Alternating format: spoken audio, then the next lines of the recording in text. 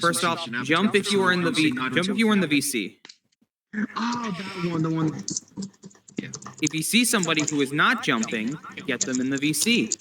Get in the VC, YouTube.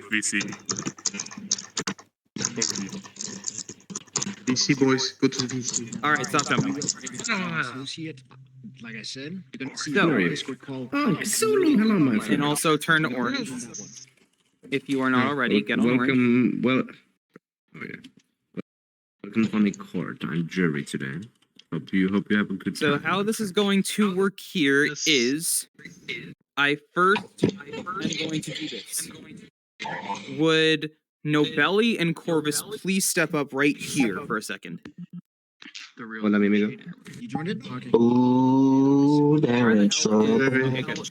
So, I need 4 volunteers. You should be hearing some random person over there. That guy. All right, That's Mr. Freeze, Now, Lock, let's get you in the association. Ave, and Bay. All right, Hi. Oh, okay. Excuse me, Mr. Kalutha.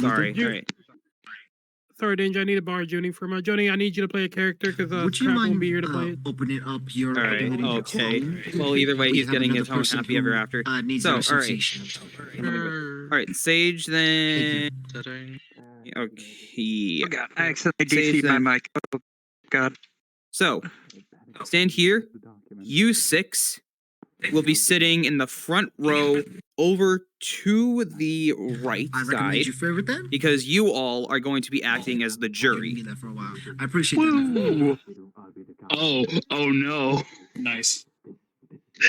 You chose the right side. Which means you have to come in with an unbiased decision, absorb the information that is within this court hearing, and then make your decision based off of that.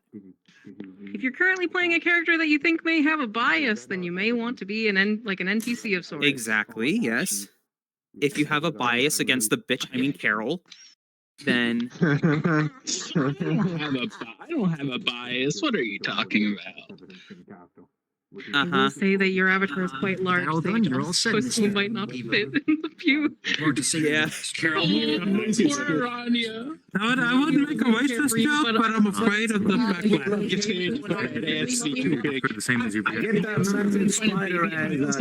find a babysitter for the kids either. So wait, are they on this? Get the massive spider ass out of here. Alright, So so Can you drag an associate into the phone booth? I can. I got where- it. Those little kids. You got it? So, with that being said, then, if you 6 are going to be Alvin, if I acting as the don't- jury if I and do say remember, most I likely owe you switching dog characters for pictures. this, Doing it then right now. Yeah. we will go about Alright. Do you this mind please case. tell me what you're. It will be starting in just a little bit. Everybody else here, you will be sitting in the last 3 rows on either side. Leave the first rows open just for the case of people who are important to the trial, such as jury and witnesses. X Caraba. What's up? It's me, Tommy Thompson. Hey. All right. Oh my god. With that being said, please, I am going to. Where are the roleplay rules? I need to get Send those you a up. friend request. If moment. you accept that, I will Also, guarantee if you any the of dog you need pictures. NPC avatars, Who's sleeping right now? stop So I can talking to take a me, picture please. of him real quick. Now or ever, hold your peace. I am a blonde. I am. So are we allowed to What's take that? bribes? I said ever be silent. That is a fine dining character moment, Sage. I It will was a say joke. also, for those of you who maybe have never been inside a courtroom before, while the jury will be in the front row and they'll be the ones ask some questions. Lovely. The rest I will of you, get those, technically, you can be an dog audience pictures to you member of right a now. courtroom, but we ask for you not to be super disruptive while you do such. Do I make myself clear? Yep, I've been in a cold case before. Yep. Alrighty. All right. With that being said, for the in-character rules, Have to, respect civil. one another as if they were your own family, act to situations as your character would act to them, turn off nameplates and HUD. If an outside source is interfering with a role play, either block them or hide their avatar and ignore them. No power play of any kind. Your character is guided to numerous things and circumstances. All characters' ages must be 18 plus. Do not try to derail the campaign or missions. Your actions will have consequences, so think before you act. And if you are role-playing as a Syndicate character during a public event, do not utilize... That's... Can you get out? Sexual acts may not be allowed in character. Any caught doing such will in a private or public world will be closed off / excluded from areas of our worlds and be immediately barred from activity for a minimum of 2 weeks to a month. If it is continued, then an immediate ban will be done upon them. And unofficial rule number 11, please do treat the roleplay staff with respect. If you are arguing with DMs, that is not good. Don't do that. That's bad. All right? We all go on that? Yes, sir. Give me 5 minutes. I have to. The avatar didn't save for the person that was supposed to play the character, the NPC that's working with me. Can't make it and has the avatar. All right, that's fine. So Roleplay will be starting in 7 minutes. So, actually, yes, we'll be starting in 7 minutes. Do you remember who you are? Yep. Yeah, ready. Tommy Thompson. Would this be acceptable to use? Representatives and members of each side, you can enter in. Everybody else, please stay out. Good luck, Jake. I got just on that post. This excludes the Nothing jury. still. The jury and being. You will Look at come your in. sizes. What the hell? This is only for representatives of either BPD and Omerta and Beach. What's up? Oh, I am an idiot. I'm an idiot. Is the joke of their last name? Shut. I was asking you what would you do. I will do the ding. Yeah, I don't want to be here. Would you not be in, you know, their What's the exact color of the one I have on my desk right now? I can tell you because I can't crouch. Right, today's RP is a bit different from usually. But I'll be Just test the since I put it in. This is Wow, someone on the jury who might have a bias. Not like anyone would recognize me. You might want to change it, by the way. If you need to. Oh, is that a bad Yeah, thing? you got the Diablo cycle, everything going on. Yeah, Tommy Thompson's cursed. I did not. This is Tommy Thompson. I would still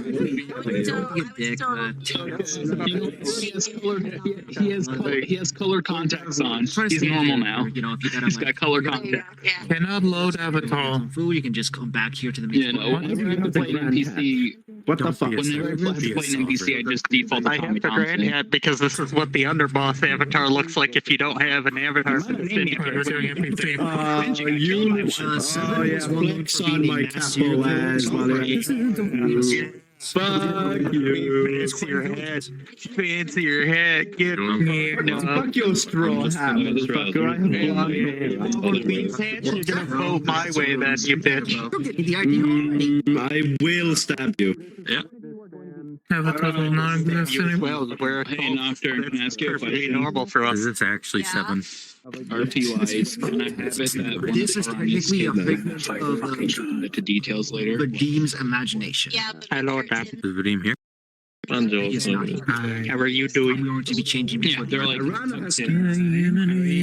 yeah, she has 4 kids. I'm good. I would like to point out the sign behind you has pink guys with the defendants for the jury. It's so shit. Adopt them from the death story. Save them from being reptile food. MILF. Let's go. Canonical MILF. She's officially a MILF. She has kids. I just Canonical realized MILF. I see Lou. I was left them. Change. Oh my god. I want to check something. Why? Are you doing? Are you still sleepy? Cheese, Really high. I mean, you probably shouldn't have boning Wait, on. and That makes sense. Wait, that doesn't end me anymore. Oh, you had the physics in your hair, so you're. Oh my god. Did I fuck something up with that? Watch what my hair does. Wait, I noticed this. is it gone now? I reset There it. you go, now it's gone. Oh, it's when you tilt your head left and right, it moves. That's cool. No, I'm gonna need to see that out. I mean, I just updated today because Really cute, like, Fez. I like that one. But yeah, like they said Alarm port. 2 minutes ago, World respond and roleplay by your resident whale lady. Wow. Hello. Guess she. Oh my god. Oh my god. Oh, everything is Oh, even the hair in the back move. No, 2.0 as far as I'm aware. Oh my god. Oh, this just has a huge gloss of hair. I think.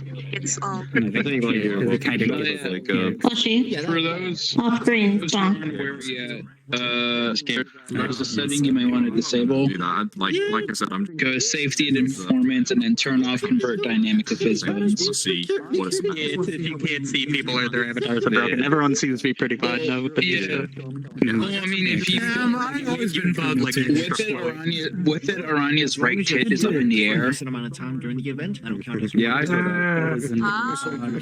I didn't. Yeah, I don't know why. His hairs are right up in the air. It looks like Why it your didn't titties finish be flying, after the bro? bones in the hair. So it could be fine. Or when I'm sitting down, Why your titties be flying?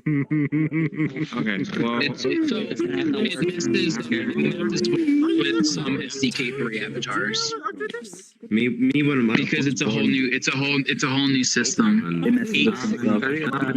You were born without your right to have gravity. Actually work. Flushy still haven't switched over. It worked. It worked as intended. Oh, you changed. Is that? Oh, change your wardrobe? With that mask on here, man. I won't.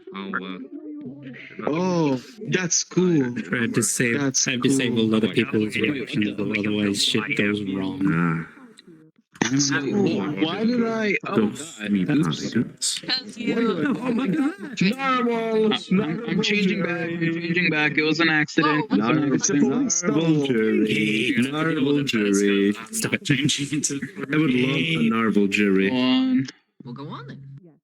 Oh yeah, human Arania. Okay, I'm gonna fucking turn it off. Narble jury.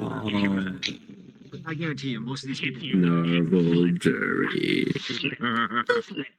I can only control it.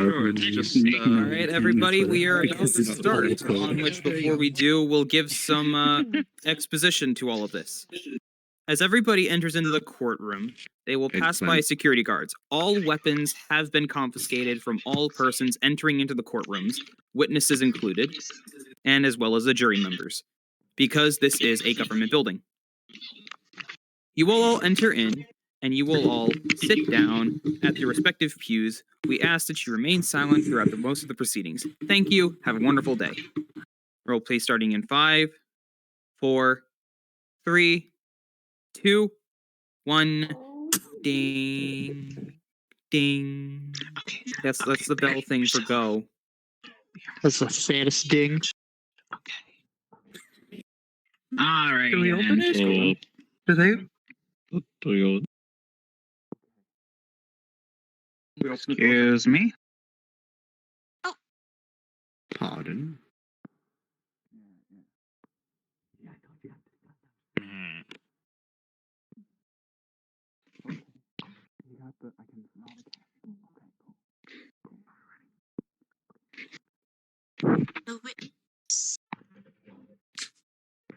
Someone can dance.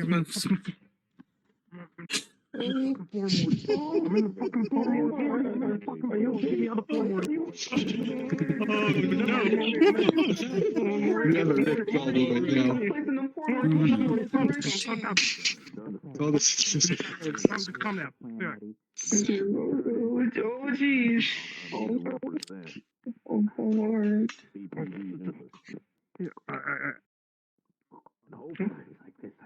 What I'm here to do is just to ensure that the BPD gets the charges dropped again. Right. You gotta be careful where you place those portals on, Rick, you know? Like, you never know where they can lead you to. Oh, shit, Morty. I think we're supposed to introduce anybody else. Fuck, Morty. Okay. Where the hell are we, Uncle Rick? Why are these people look so... Okay. Oh, let me see if they're ready. Your Honor. Sorry. Now, as ready as we'll ever be. Okay. Took us in a while. I hope you're ready. That's gone well. Is that a camera? We are, Your Honor. In the call room? It's not that surprising. Right, now introducing the people that probably did some, the staff from America and the BPD. All rise, by the way, all rise, all rise. Do we? Oh, Man to defend. everyone rise. I brought casserole. Look at the paper. Look at the paperwork. Oh, just casserole. What's your name? It seems to be smudged. It's not casserole. Miss Carol Beach, Your Honor. Oh, Miss Carol Beach. I understand. Beach, Your Honor. Okay, and you were suing them for VRCHAT. damages done while you were visiting the Omerta. Yes, Your Honor. Alright. Prosecution, opening statement. Write that shit down, Morty. Hello, Oh, okay. Write that shit down. hello there, people of the jury. I, Mr. Murdoch, Macaque. I will be representing the prosecution of this case, suing the Omerta and BPD, Babylon Police Department, for damages on charges of theft, assault, and kidnapping.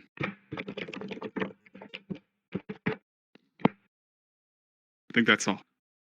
Anything else? Is that your That is my opening statement. Morty? Yeah, I'm gonna be real. I heard a better argument. I heard a better opening statement from the elementary debate team. Don't worry about it, Morty. And in defense, your opening statement. Shall I, son? Yeah. Certainly. Oh, you may be seated now. I forgot y'all existed. Ladies and gentlemen, Your Honor, my name is Quincy Crawford. I'm the district attorney for the city of Babylon. Today, we will ensure one thing, that the truth of this situation will come to light. I'm here personally to represent the Babylon Police Department. My associate over here is representing the interests of the Omerta Hotel. A fine establishment, one that has been a known and upstanding institution for this fine city. I will also be bringing forward certain documents that should exonerate the Babylon Police Department from any wrongdoing in this endeavor. Because make no mistake, ladies and gentlemen, there is great misdeed done here, and certain parties must be made to answer for them. But I assure you that none of those responsible are in this courtroom today. That is all for the defense, Your Honor. Morty, what do you got so far, Morty? Let me see. On the paper, it just says the bitches are dumb and gonna lose their other side. Right. You're right about that. All right, prosecution, you got your first witness. Huh? First witness. I'm sorry, I couldn't hear you. I'm blind. Me, Your Honor. Bring up your first Yeah, that one. witness. Get up to the podium. Get up to the I'd please. like to call Miss Bichet to the stand. Shouldn't they not be putting their defendant up there? I'll admit it's a bold first move. Morty, did you bring the Bible? Did you bring the Bible, Morty? Oh, you didn't bring the... Uncle Rick, I think I left it in the bag. Uncle Rick, hold on. Okay. I have my own Bible. Real quick. No, I got it by there. You pulled out empty whiskey bottle. All right, place your hand on the bottle. Is this normal in court procedures? I don't think you have any right to question the judge here. You know, Classic move by Judge Sanchez. Absolute classic move. All right, do you swear to tell the truth and nothing but the truth? So help you God. I do. Okay. All right, you may question your witness.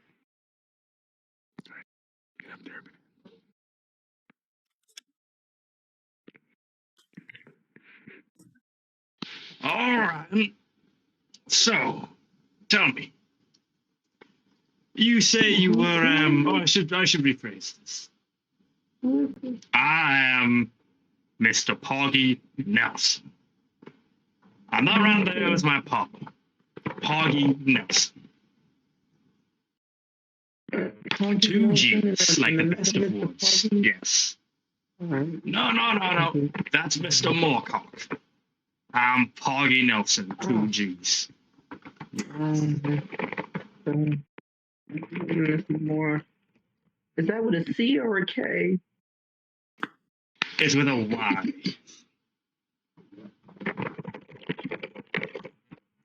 All right. Now then, Miss Beecher, would you mind telling me what you were doing during the time of this incident? Yeah.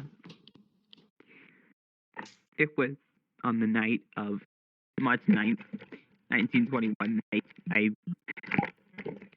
I got off of my shift at the mayoral office. I decided to go over to the Omerta. I've been there some time ago, and I know they're very famous for their bar, and I decided to go over there for some nice drinks. I arrived into the hotel that night, and I saw there the woman sitting in this chair right here, Mr. Pina. And I remember I tried to strike up a conversation with her, and that's when it happened. That's when I just remember my vision going black, and then I fell to the ground, and I Mr. Pina looking back at me. The last thing that I remember, I was in a hotel room that day, and I don't know how long it was after that, but I remember waking up in the room with a automata. Remember, small, that had these purplish little things coming from the back of the head, bald. And I just remember waking up with the pain, as well as, well, over there, that blue-haired one sitting in the audience right now, there too. I remember waking up out of just sheer pain, and hey, what's this? Oh, that's my face. I know, right? I saw the automata. Take all the time. Oh, thank you. The automata was holding it in her paw. They tried to come at me again, and I fled. I ran for my life. I almost got out of there, and I ran. I heard them chasing them behind me, and then I ran out, and I did the only logical thing I knew I could. I went over to the Babylon Police Department to report a crime. And as soon as I got there, for no reason whatsoever, I was ruthlessly beaten by one of the officers. And then another came in and did the same thing. My vision went black, and then I woke up in hospital. I had been out for 3 days.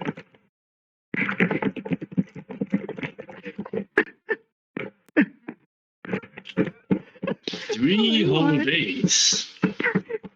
Is my eye, my dignity, and everything else that I love. I love so much.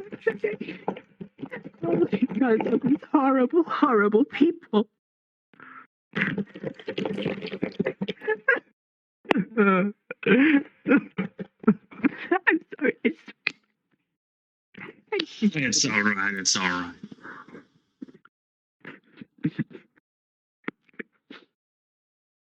Three whole days gone of your life for something you did not do, but had done to you. 3 whole days that could have been spent with family or loved ones, gone in a flash. Tell me, the attack occurred fairly quickly. My assumption is, and correct me if I'm wrong, did you have time to drink at all? No. I didn't So even you get were anywhere entirely near the sober. board. Yes. Wow. It truly is a terrible story. They were not even drunk, and they can perfectly tell the tale of what occurred in that fateful night. Tell me, do you have a history with the accused? I have no history whatsoever with the members of the Omega Hotel, nor do I have any history with the members of the Babylon Police Department. The only person that I encountered that knife.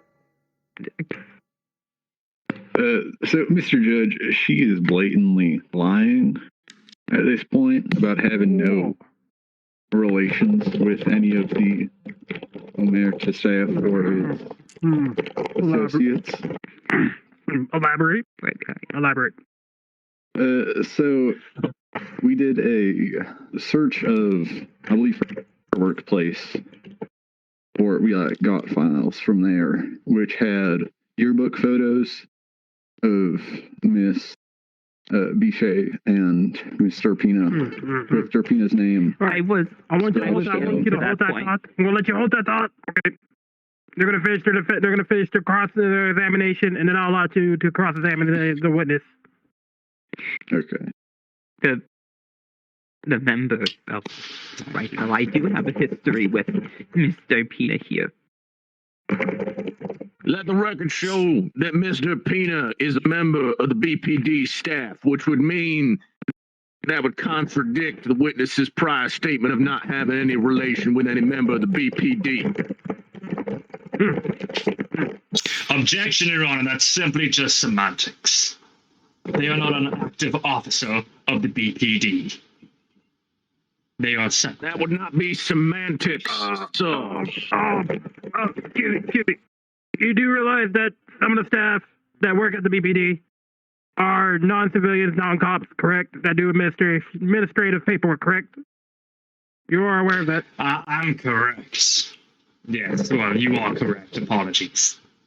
Okay, just wanted to straighten that out. Morty, put on the record that I was right, and they were wrong. Right, and there's Miss Beecher. Can you recall for me? Was the accused wearing an identification to show they were BPD at this time of the attack? They were. They had their uniforms on. They had their batons and their guns ready, dressed as officers, on-duty officers as well. They were behind the counter. They were in the station as well when I came in. So yes, I can confirm. I caught their ID numbers as well as they were going off, and I wrote them down. And of Miss Turpina, was she wearing any clear, open identification of being Babylon Police? Well, she has that pin on right there, which I noticed she had on the night of the incident. Well, I can't see that pin from here, and we ain't that far away, are we? right there, right on. Permission to approach the accused. Go ahead. I don't care. Yeah, yes. From where I'm standing, it seems to be half covered by that piece of hair you got. Apologies, that's why I could not see it. Because from my angle, it was covered.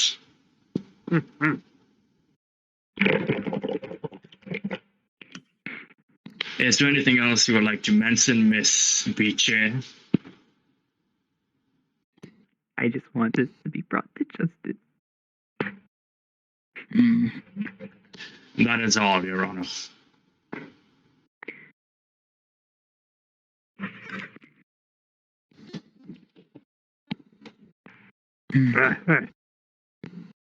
Would the defense like to cross-examine the witness? One moment, Your Honor. I'd like to confer with fellow counsel. Oh, okay. Would you like to go first since deal with the first half of the story? I can handle the second half. All right, then I'll stay opening. All right, Morty. go get him, son. Remember, you cannot get with the cat girl. She will cause a paradox. Oh, he's right. He told me I could get with him next time we went on his funny adventure. First with the mermaids, now with Cassie. I just want to get my necko on, Uncle. Okay. Understandable, Morty. Are you? You're safe. A rude uncle. Another case, but this one's CBS. Go ahead with your defense. Go ahead with your defense. Now, Miss VRCHAT, you say that you've never had any interactions with the Mort family and their associates. No, not particularly. Then why on the Voices of the Alley radio show do they have so many comments about you that seem like they have had interactions with you before? Write it down, Uncle Rick. Write it down. So, according to the Voices of the Alley radio show, a few weeks back, they said you were the biggest steward to ever grow legs, which is why they no longer have a source of income. Direct quotes from the Voices of the Alley. I'm going to need you to say that word for the record. What word is this? The C word is this? I need you to say for the record. Please let me know. I need to know. I need to know how to spell it. Cunt. Write that down, Morty. Write that down, Morty. No. See here, I like to provide a counterpoint to your argument of that.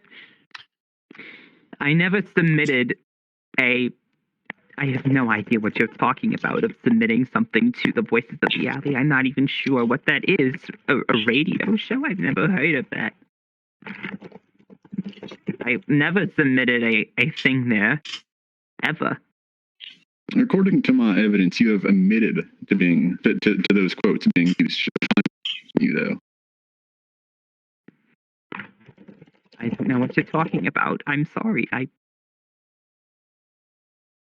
And that you're also looking for new employees, according to them. That you've made sexual comments about someone named Kim.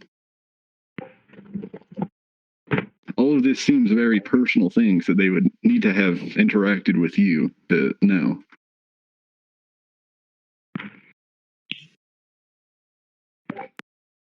I did record a radio recording. It was not, though, for the Voices of the Alley. I do not know how it ended up on that show. And I do not know where you are getting these vulgar quotes from. See, this directly contradicts with you saying you don't know what a radio show is if you are recording something for the radio. This just I proves said I that don't you know are what the Voices of the Alley Objection, Your Honor. you were referring You said to. you were. I did I don't see how Miss. I did not. I'm going to allow you. Hey. Stop arguing in my court. Or we're gonna play dodgeball with rocks, okay? Oh, jeez. Now you're going to May I speak continue? calmly. No arguing. Cause I have a killer hangover.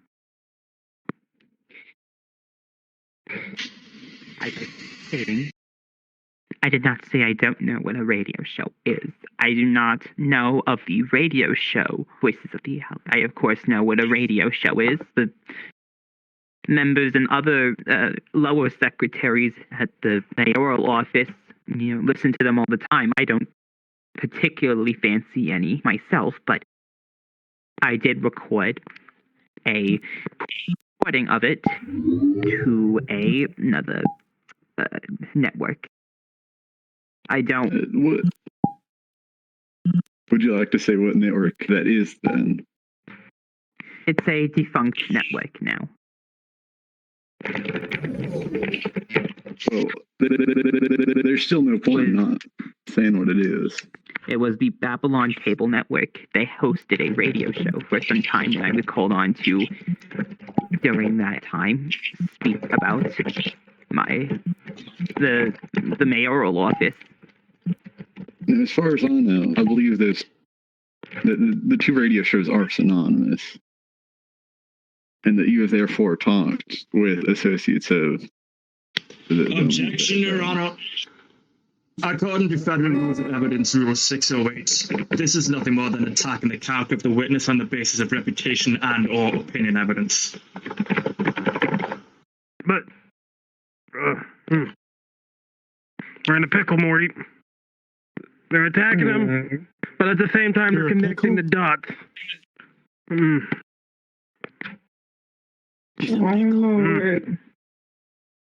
I mean, I like what the funny cowboy man is saying, but maybe the funky Asian man has a point. Wait. Get to your point. You got it with all this. So my point is that Miss Bichet is not entirely reliable for an evidence source, which leads me to my next point of evidence of her having a signed medical document for an eye surgery, which removes her aforementioned eye, which she accuses on a defunct automata and a slimekin that has been proven to not be working that night.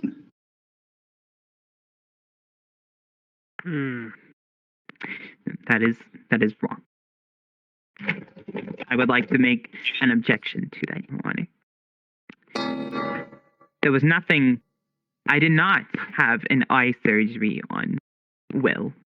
In fact, Mr. Nelson, if you could you bring forward the documents? I have the documents. Please remove any obstacles I cannot. Objection, Your Honor. Witness is leading the proceedings. They're only to answer questions in a courtroom of law. They are not to be driving the case. That is their lawyers. I object then. Fuck you. Overruled. Objection, this is counter evidence to their direct point that Kidder could not destroy the entire point that the defense is making. What would you say, man? Well, I kind of need to see these documents anyway, so I'm going to read them. Would he not want to? Okay, Yeah, would you... But don't you ever try to overrule me, my core. Would you like the file? There we go. Shouldn't the judge already have all of the evidence? He should. Should, but I just want to keep this one. It's top secret on it. I like it. Yeah. He has access to the evidence that we brought forward now. All right. But yes, we have medical records of Miss Bichet stating the facts of her injuries, of course, missing eye, bruised lip, and other bruises and marks across her head, marks across the scalp, all that, yada, yada, neck, torso, yada, yada, yada. These medical records show that it was not, in fact, a surgery that removed the eye, at least not from the Babylon hospital, as you seem to claim.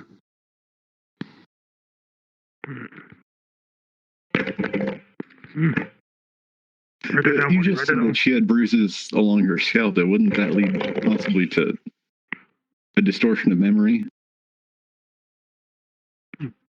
I mean, I think one would assume that you'd have to hit someone way harder in the scalp to actually, cause any significant memory loss. Memory loss is actually a very uncommon side effect, highly uncommon side effect of being bashed in the head.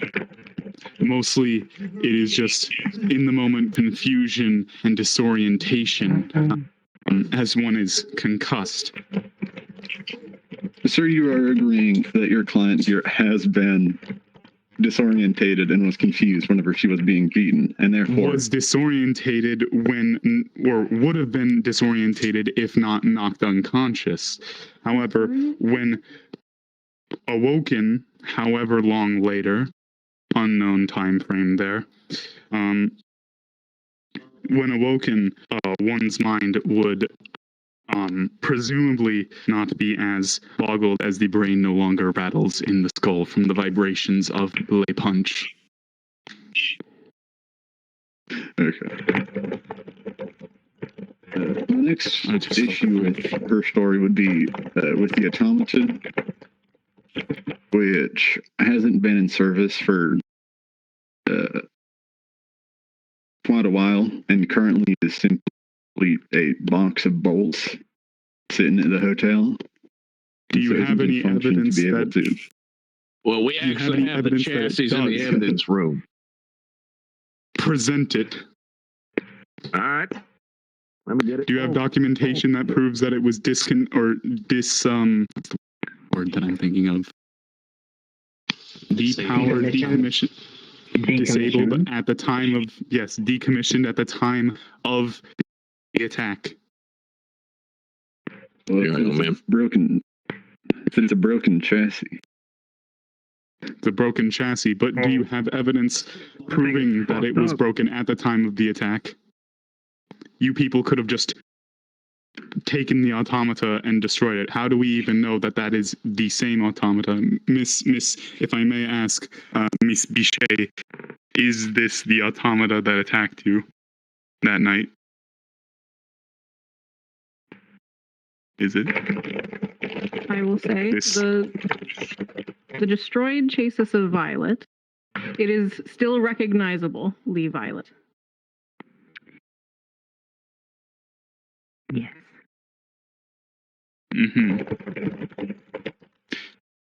Alrighty. Then might I ask, is there any actual way that you can prove that this was destroyed before the incident the night of March 9th, 1921? Well, we do have ledgers of the matrons that were working that night, along with the flamkin that is referenced in Miss Bichet's story was not working that night. Objection, Your Honor. Legally speaking, automatons are property. Oh, yeah. There we go. Objection, Your Honor. Legally, in our current state, the automatons are considered property, therefore would not have to log into the register.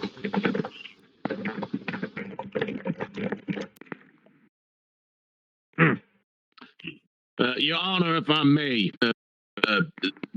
the data core on that automaton when it was last deactivated.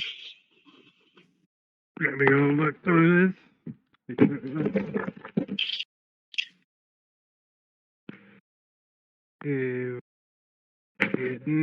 think I see it now. Oh. There's a lot of evidence to go through here. Y'all keep arguing. I'll keep looking through all this paperwork. If it was deactivated, this one deactivated before the time of the attack, does the Omerta have... I find it hard to believe that the Omerta, as grandiose as it is and as, incredible as you described, only has one automata servant. Are there not multiple models of this one?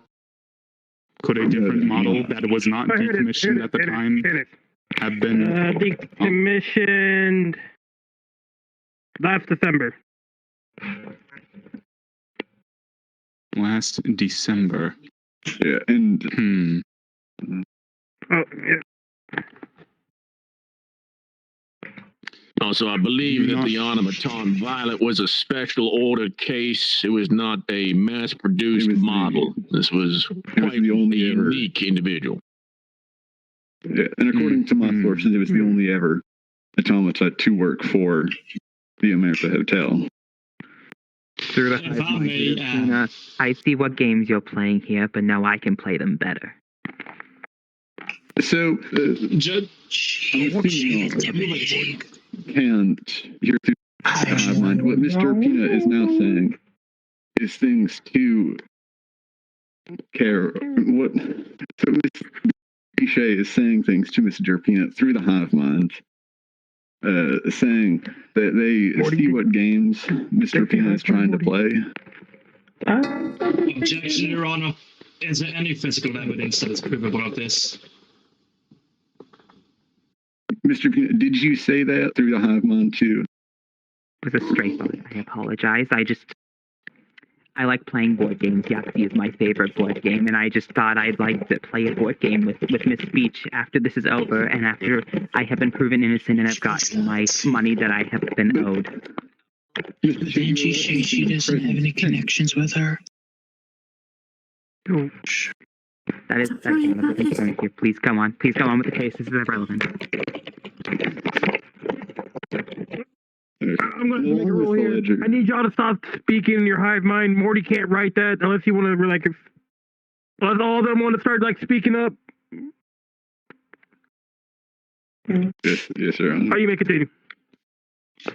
So, along with Miss Violet being decommissioned last December, the Slimekin maid was not on the ledger for that night and had not been seen any time around then or since. All right, buddy, you take over from here as I smell a fire in my home. One moment.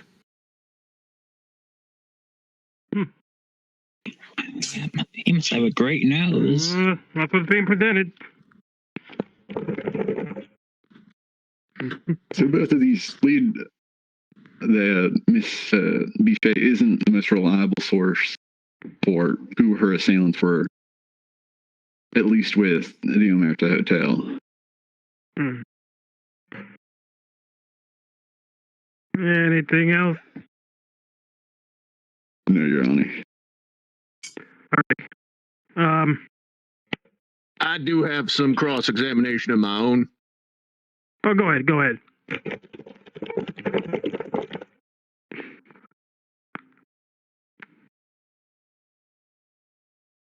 Now, Miss Bichet, I do understand you've been through quite an ordeal, ma'am, quite an ordeal, and I do not intend to cause you any personal offense or harm through my line of questioning. If I may rewind, as it were, back to one of your earlier statements, you said that you had wrote down the identification badge numbers of the two officers that assaulted you. I wrote them on. When did you write them down exactly? Was it while they were beating you or after you woke up in the hospital? After I woke up in the hospital and I collected my thoughts together, yes, I did write them down. So you were able to remember and write down two rather large identification numbers from their badges immediately upon waking up in the hospital. I had recalled them and saw them as I was fading in and out. As a secretary, I do a very good job at seeing things a lot of people wouldn't think of seeing in the moment. I see. Now, Miss Bichet, did the two officers make any statements? Did they say anything to you? I have not heard from them or the Babylon Police Department in any way other than through this court hearing. What I mean, ma'am, is did they say anything while they were hitting you? Did they seem to give any inclination why they assaulted you so egregiously? Typically, police officers are not wanting to put the boot to somebody so severely without cause. Yes. That is what I do understand, and that's a good question to think about. One of them did not say anything at all or give any sort of inclination. They simply came in as I was admittedly on the floor crying and calling for help. And they just started beating me with no pretense, nothing of that sort. And the second one simply hit me over the head and began beating me in other places as well. I had spoken a few words with them about calling an ambulance, which is when they then hit me over the head. Now, Ms. BJ, there's quite a bit of public attention has come to this particular case. So much public attention came to this case that during the BPD's internal investigation and handling of this situation, I may be shown for the record that both officers were investigated by the department and fired for their actions. But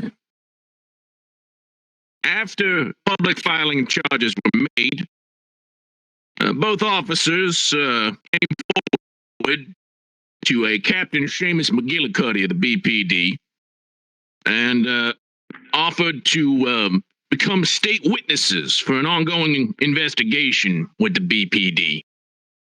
As you see, both officers have signed confessions to collaborating with a criminal organization by the name of the Antioch Society, a known racist organization against kinfolk.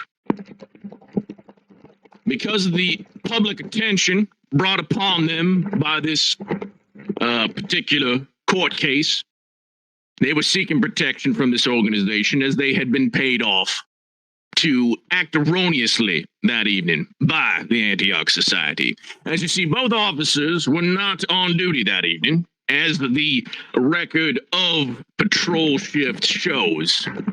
Both officers had shown up in uniform that evening to act erroneously and assault the public, and they were indeed corrupt. They made no, I repeat, no negative comments in the altercation. They were acting as bad apples, but were doing so on behalf of this said Antioch Society. They assaulted Miss Bichet because she was a kinfolk. They had been paid to assault kinfolk. And this is a tragedy, ladies and gentlemen, that such bad actors could end up in the Babylon Police Department. But, as we all know, Babylon is the largest city in America. We have the largest police force in America. And it is hard to believe that every single individual that enters the Babylon Police Force ranks is a good apple. That is simply a fantasy. And Miss Bichet, you were done a great injustice. And these two men should have faced justice. But unfortunately, they were killed when they turned state witness while being handed over to the U.S. Marshals in Baton Rouge. As shown by documents here today that I've submitted, both officers were assassinated in a backcountry road between New Babylon and Baton Rouge. They were gunned down mercilessly by hired killers by the Antioch Society to cover up their misdeeds. And a greater criminal case of conspiracy against this organization has been undone by these proceedings here today.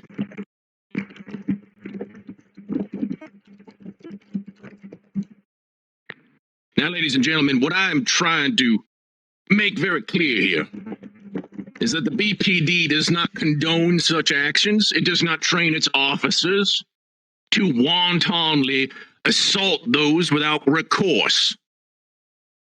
It is not on the shoulders of the BPD to bear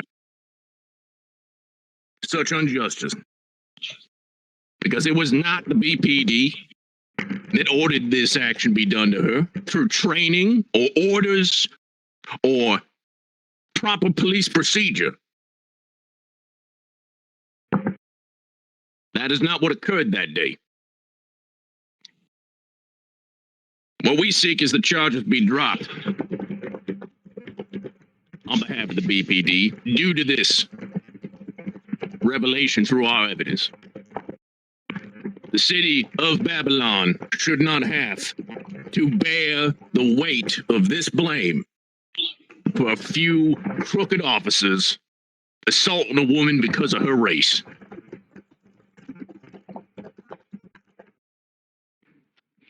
It is very unfair that such things did happen. But if Miss Bichet had given the BPD adequate time to handle this case on their own through due process, she may have seen justice. But unfortunately, by coming forward with these charges so speedily, it may be that the true offenders of this crime, at least this part of the crime, may not face justice as a result. Miss Bichet, you have my most sincere regrets and apologies for what occurred to you that day. On behalf of the whole BPD, we are very sorry for you. But it was not our fault what happened to you that day. Morty, she's doing the thing again. She's doing the thing again, Morty. No further question. No further cross-examination, Your Honor. Oh. Do you have any more questions? You can go back to your table. Thank you, Your Honor. I must excuse myself for a few moments here.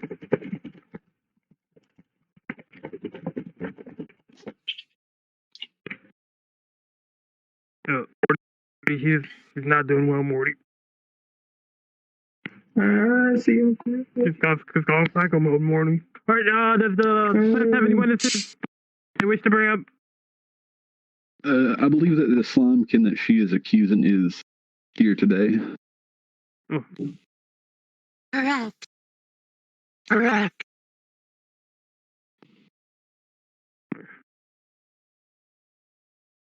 Oh. I sit here. Are you Yes, here? yes. Understood. Understood.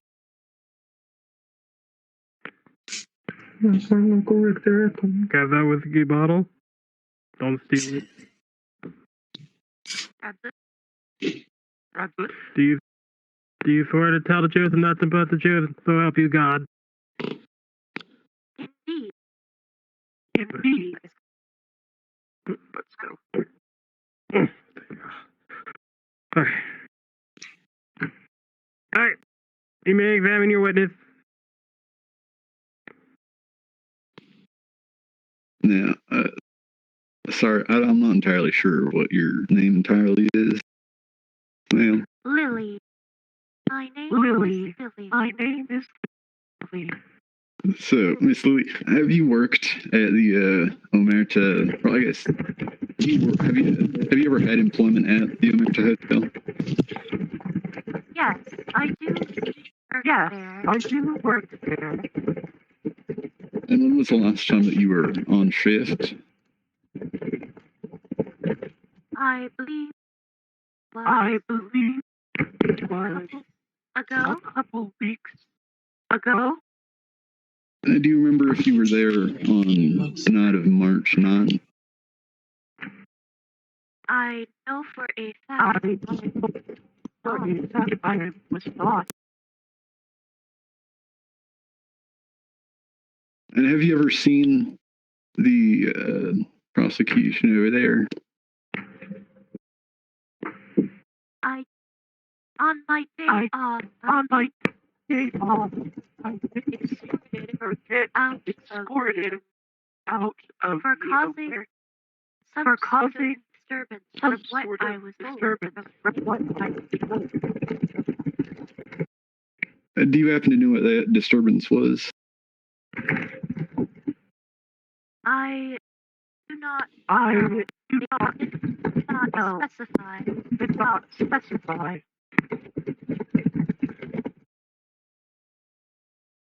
And if you were off duty, why were you escorting her off the premises? I was not escorted. I was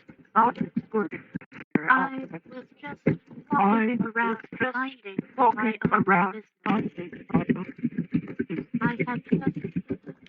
I had just prayed witness events. Do you know who was escorting her off of the premises? Two Mortisian employees. They're all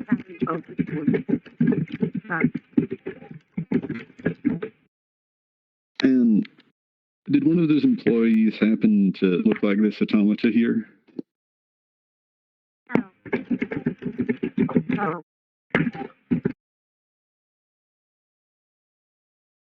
And I have no further questions. All right, defense. No questions for the witness. No, this is. Go to prosecution. No question. Do we still get time to speak if we do not move forward to a witness? Do you wish to speak? Indeed, referring to the defensive statements of the Antioch and such. Go ahead, I'll allow it. Thank you, Your Honor. All right. So, the defense makes the claim that the officers had been hired by the Antioch to do this grave damage to our Miss Carol here. But then... Hold up. I don't believe it is right to be talking with matters of the Babylon Police Department without their lawyer present. That's a good quote. I'll allow that. Well, do we know when the lawyer will return?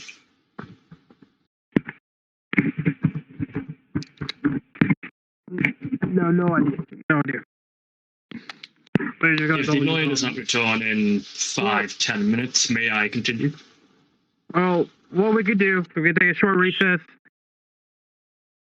Oh, that works, Uncle Rick. And then we can get back to it. So, yep, all right. We'll take a 5-minute recess. All right, Uncle Rick, I'm gonna be right back. Jeffrey's been calling me.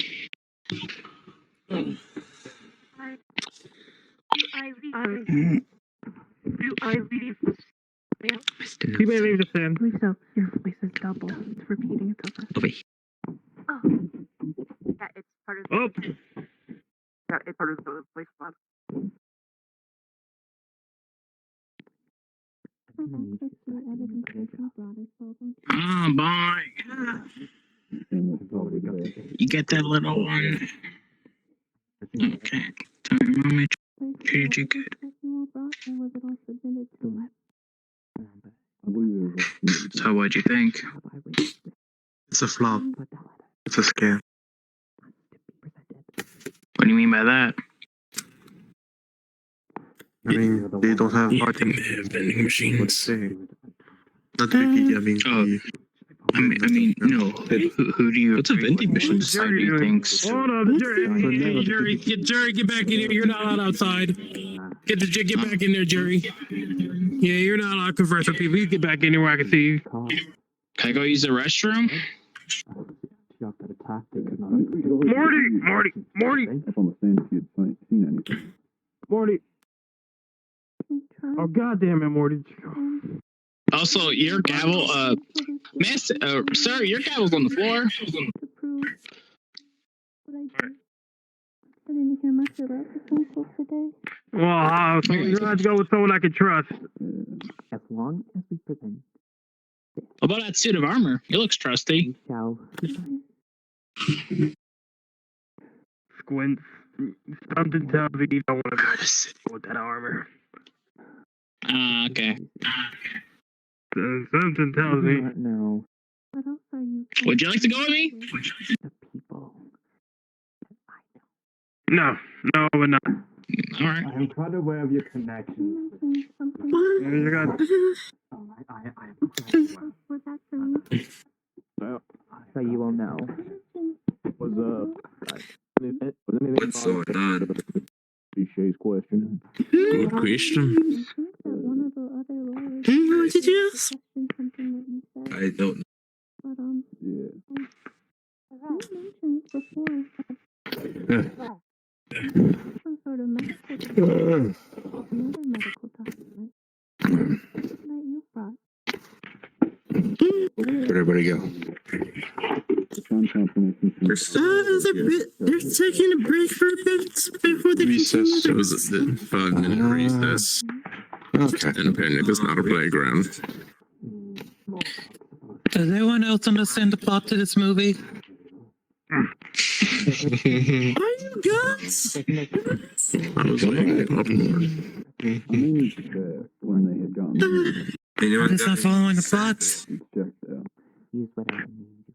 This is a court case. Yeah, it's a court case. It's another movie. The theater's like several streets down. You missed it. It does do to, So why do I have to pay to get in here? read everyone's evidence. You don't. You got scammed, my dude. Got scammed. You pay for parking. I didn't drive here. Parking? Even worse. Yeah. You got scammed. We're jury. We You can. know, you fool. We got another one. Oh, yeah. Go to the theater. Afterwards, they give us the money for it. You're clearly not meant for here. Shut the fuck up, Morty. You're getting in trouble. Morty, shut the fuck up. I heard it's $20 to get out. Oh, God damn it. $20 to get out. Oh, what, you good business? When you can say, but I believe that done. Hey, Rotano, do you have any spare money? There is a possibility of No. him, Someone needed money. I tried to ask someone and they got a concussion. when needed, but you might have to cross-examine him. Like usual. Yeah. Hey, let's get back to it. All right, let's get back to it. Have you had access to the PPD's evidence, young man? No, definitely. All right, well, here, let me send it to you just so you can kind of see what Fuck, I fell again, Morty.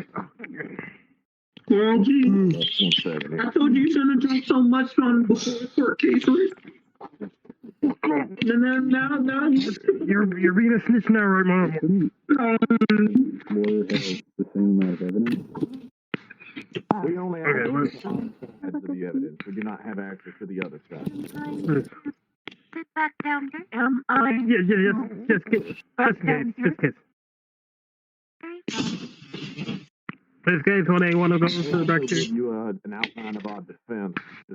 Just know what the PPD's evidence and all this.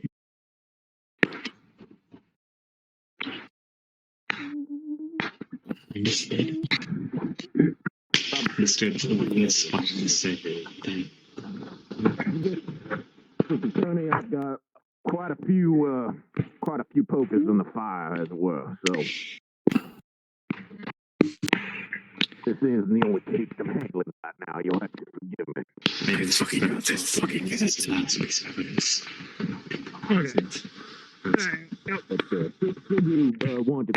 Gotta keep crying for attention. Having arrived forward. Constant. I probably will very soon. Maybe we best regard the witnesses. Witnesses are additives, not truly the Indeed.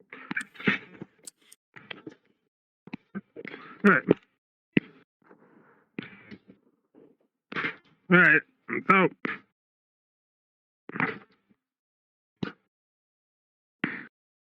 We are back and ready, Your Honor. Alright.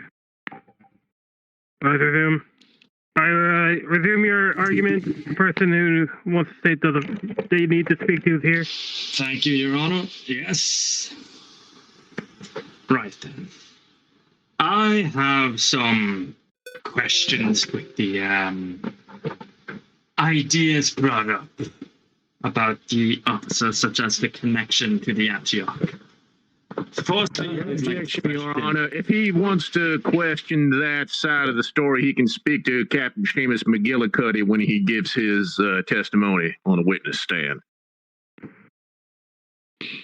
That sounds reasonable. Well, let's go get him. I mean, he was able to bring it up when, you know, Mr. Seamus was not, or Mr. McGillicuddy, I apologize, was not on the stand. Therefore, I feel it right if I could question without McGillicuddy on the stand, and then bring it back to confirm things. Since we both play on the equal grounds. As is equal. This is the equal court. So. Oh, someone. Thank you. All right, go ahead and go ahead.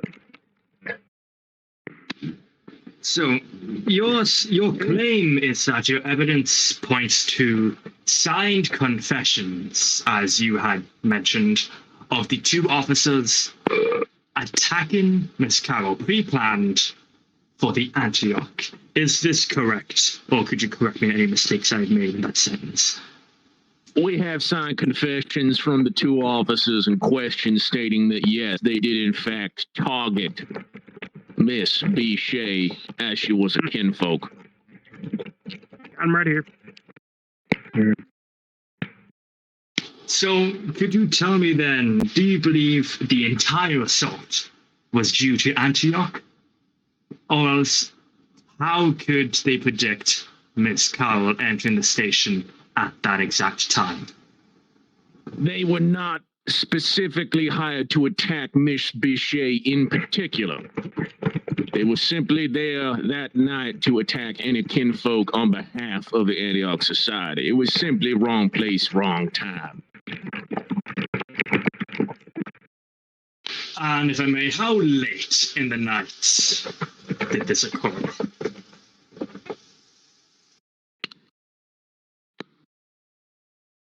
As I understand, it was a mid-patrol shift, so roughly sometime between 9 and 10 p.m. I see, and we obviously have a large percentage of kinfolk and the like in the city. Am I mistaken? You would be correct on that point. Indeed, I would. So Miss Carroll is one of many kinfolk in the largest city in America. And if Miss Carroll is one of many kinfolk, the chance of Miss Carroll being targeted is very low, though of course that is against the rules for me to claim that.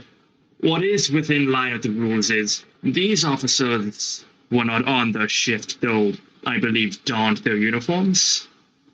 Would it not have made more sense if they were hired by Antioch to attack people, to go out of the station and seek out one of the many kinfolk, or even attack one of the kinfolk officers, rather than wait until the off chance the statements say that they had intended to walk the streets in their uniforms and harass citizens of kinfolk disposition. As I stated, Miss Bichet was not targeted in particular as an individual. She was targeted merely because she was a kinfolk, and she just so happened to walk in. Why the hell is the witness hitting the ejection button? Yeah, you can't. What the fuck are you doing? I would like to just add one more point to this, if I can, Your Honor. Absolutely fucking not. You're a witness. Objection on behalf of the witness, then. All right, I guess you can go now. I don't think that's Well, you can go now, but no. I'm denying that, actually. She already finished her line. Get back to your point. Yeah, well, her line of questions over with. I don't know why he's questioning me on all this stuff. He should be asking the captain. Yeah, that's irrelevant now. I want to know about this topic specifically. But back to it. I think they ran out of things to talk about. Could you please be quiet while I'm making my point, please? I think you can hear me. But my point is that the officers could have gone out fairly quicker at the time. They had to don their clothes and then leave the station.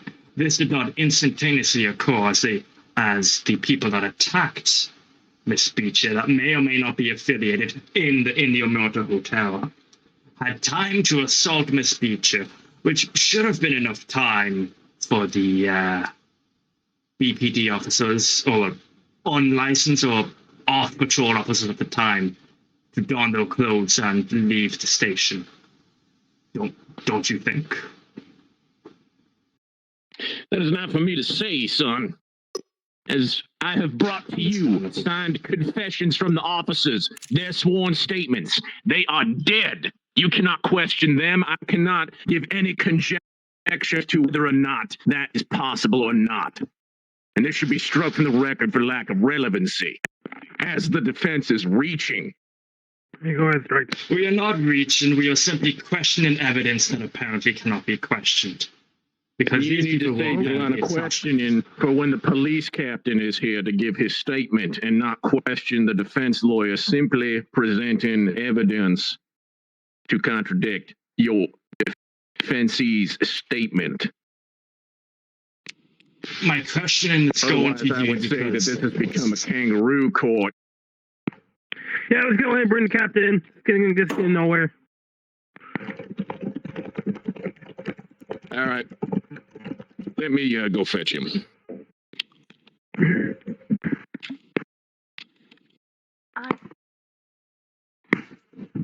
You may go sit back down.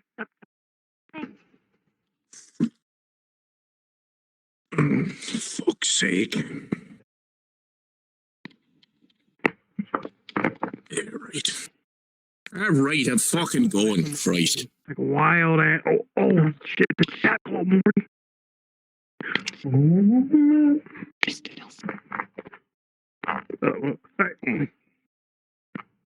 I'm just gonna use my gavel for this time. It's already in my head.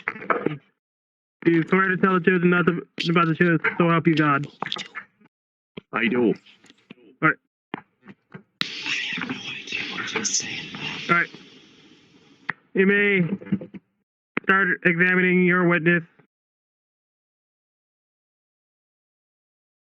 Yeah, Captain McGillicuddy, were the two officers in question trained under the BPD, or were they trainees or recruits? They were trainees. Which means what to the people that wouldn't understand that?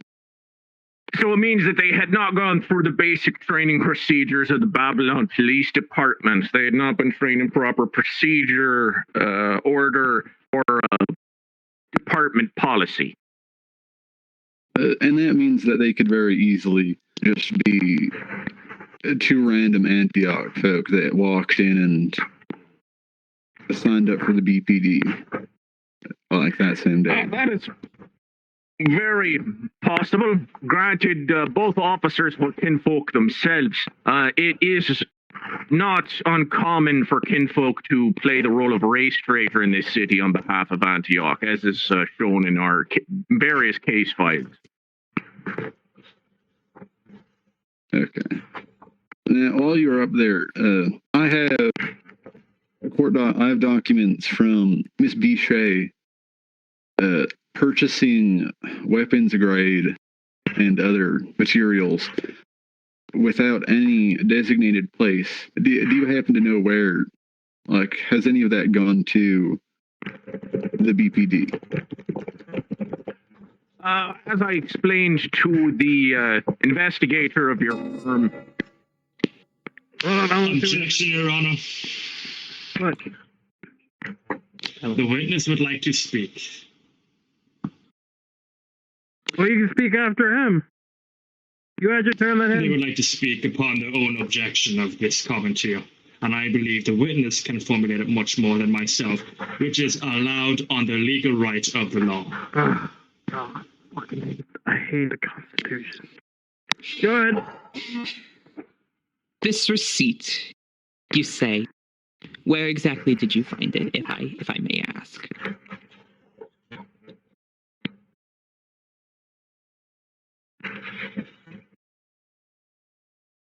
Well, from my information, it's from your desk. I'm not entirely sure how it was procured, but I'm. What was on the receipt, please? Funds being used to purchase military-grade weaponry, armor, and general equipment. From 4 weeks ago. You see, that's wrong. That's wrong. No, that's wrong. You see, I would like to ask the court, what secretary would be purchasing such items? That is absurd. And in my desk also, that is, I would never purchase items of that, and I would never do that. That is simply just wrong. And that has nothing to do with anything that you are bringing up here, mister. It is irrelevant to this case. It is irrelevant to this case. It has to do with Mr. McGillicuddy and you yourself. I don't see where I or Mr. McGillicuddy come into this at all. Because who else would you buy? What else would the city be buying military-grade equipment for other than the Babylon Police Department? Your Honor, may I ask the prosecutor or the defense a quick question before this becomes a argument? Go ahead. Go ahead. Did you have warrants to search their desk, as that is private property, and warrants have been required since the 1791 U.S. Constitution?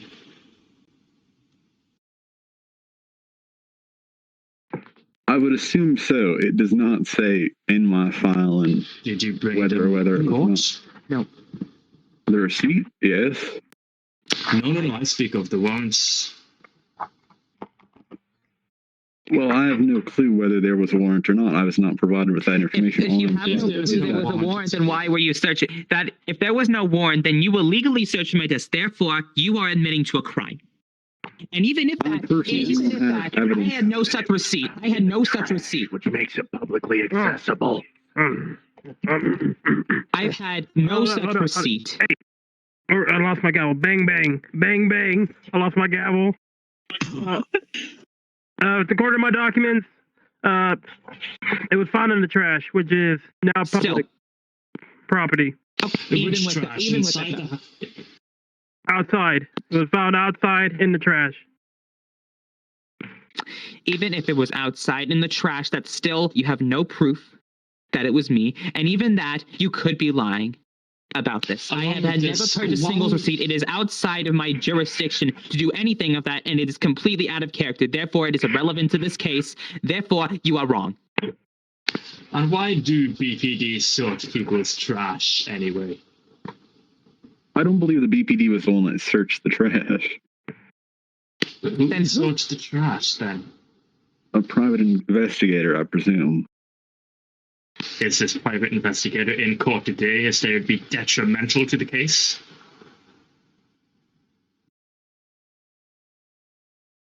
I don't know.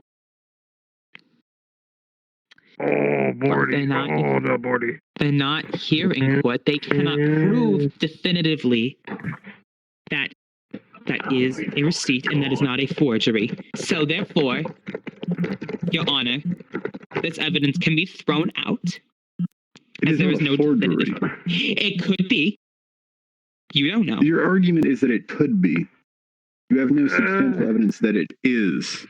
Due to the technicality that the private investigator cannot confirm said evidence that collected, I kind of have to throw it out. Thank you. Thank you, Your Honor. For clearing up that misconception.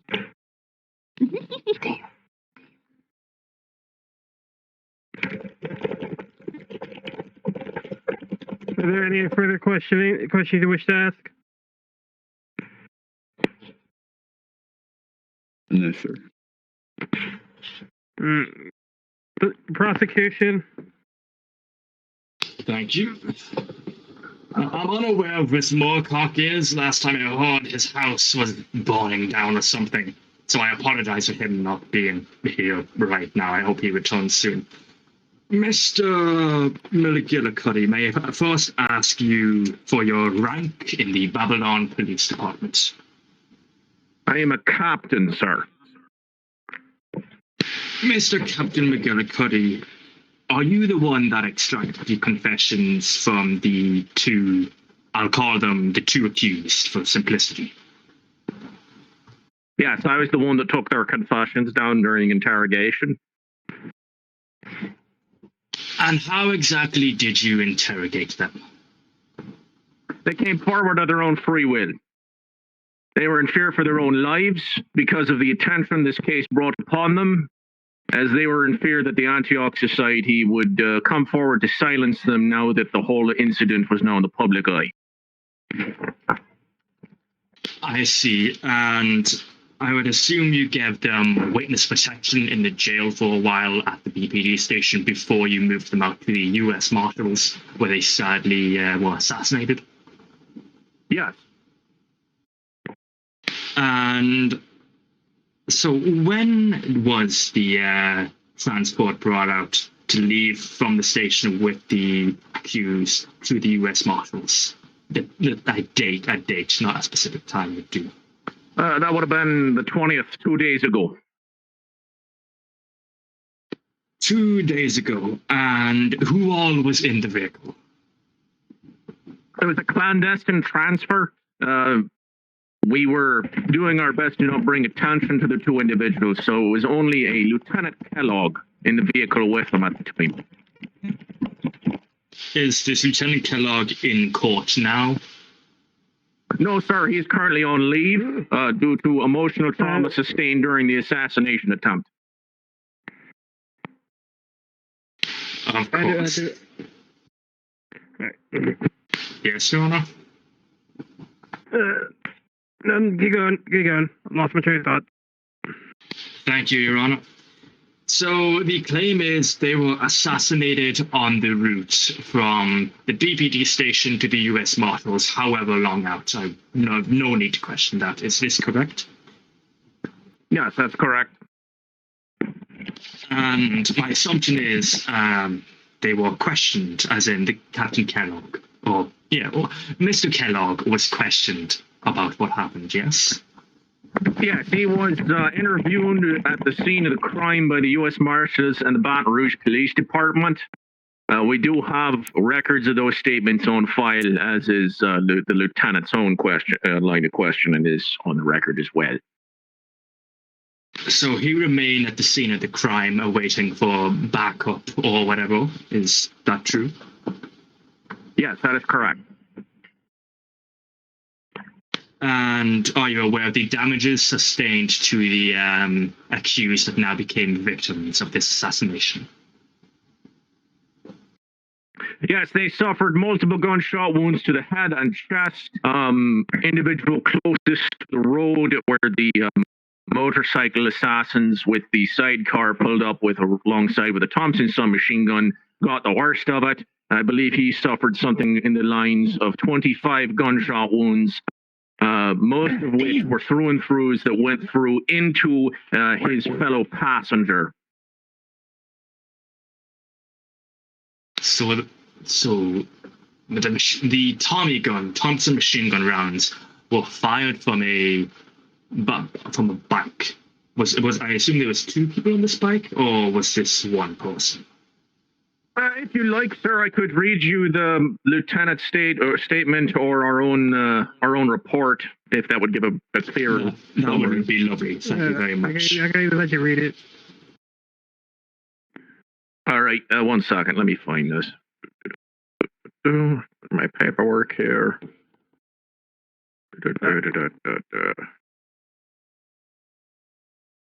All right, this is from our Formal incident report dated 4/20/1921. Officer in charge, Captain Seamus McGillicuddy. Officer in question, Lieutenant James Kellogg. Summary of incidents. During a clandestine transfer of prisoners under protective custody to the U.S. Marshal's safe house in Baton Rouge, Lieutenant James Kellogg was ambushed by two unknown assailants on a motorcycle with sidecar. The passenger in the sidecar produced a Thompson submachine gun and opened fire into the rear of Lieutenant Kellogg's patrol car. Both prisoners were killed instantly via multiple GSWs to the head and torso.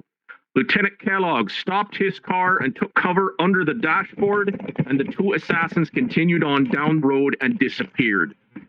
U.S. Marshals were notified, as were the BRPD, of the incident, and as it was outside the BPD's jurisdiction. Evidence gathered were several .45 caliber shell casings following a pattern down the road alongside the trajectory of the patrol car. All evidence plus the lieutenant's statements have been cleared by both the BRPD and the U.S. Marshals. Lieutenant Kellogg has been granted paid leave for a period of 1 week as he was quite shook up by the shooting, but is otherwise physically unharmed. Is that it? Oh shit. Yes, sir. All right. Thank you very much. You said the bullets penetrated one of them, so my assumption is they sat in a line rather than next to each other.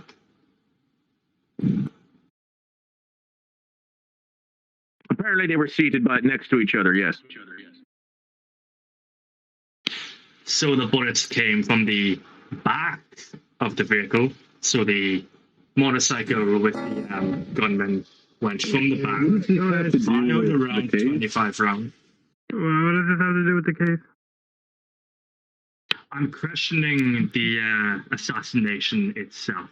To your question, whether two people have lost their lives or not. Motorcycle pulled alongside the vehicle from the passenger side, where the motorcycle opened fire into their sides, onto the back of the vehicle. Then apologies, I misheard you. I believe I heard it came from the back. So is Kellogg unharmed? Yes, he was lucky to get out of the incident with his life. And final few questions. What happened to the vehicle? Is it being repaired? Is it stored somewhere? Or was it scrapped? The vehicle is currently in the U.S. Marshal's evidence lockup in Baton Rouge. Thank you. And the bodies. What happened to the bodies themselves? They are currently, I believe, still in the morgue in Baton Rouge, but I understand they are to be released to the families here in short order.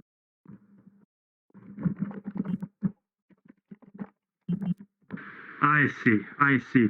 And you said this was a how did you say it? It was a quiet. How did you describe this movement of bringing the car? It was some sort of like quiet or hidden. What was the word you used? Clandestine. Clandestine. The definition is which, like, you know, to keep a secret or done secretively. Yes. Yes, sir. How do you believe, if I may ask, if the Babylon Police Department kept this clandestine on the transport, how was the transport found out in the first place?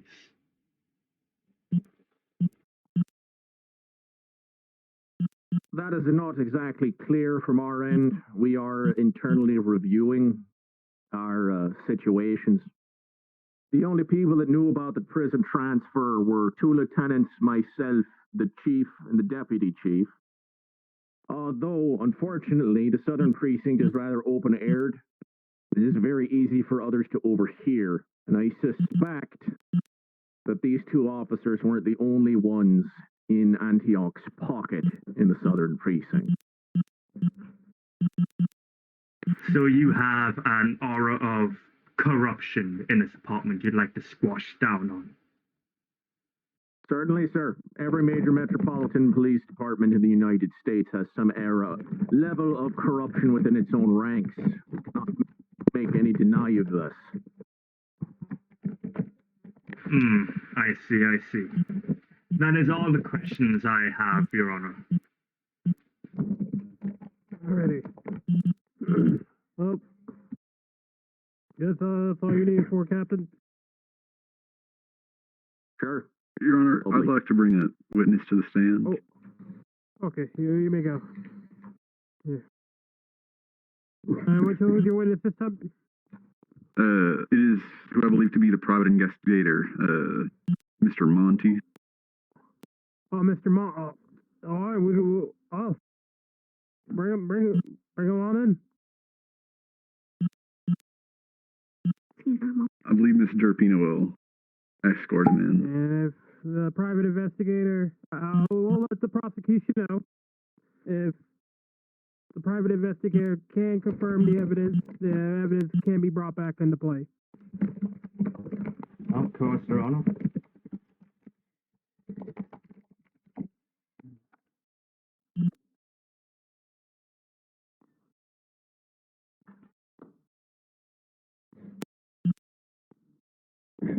Right this way, Mr. Morty. Thank you very much.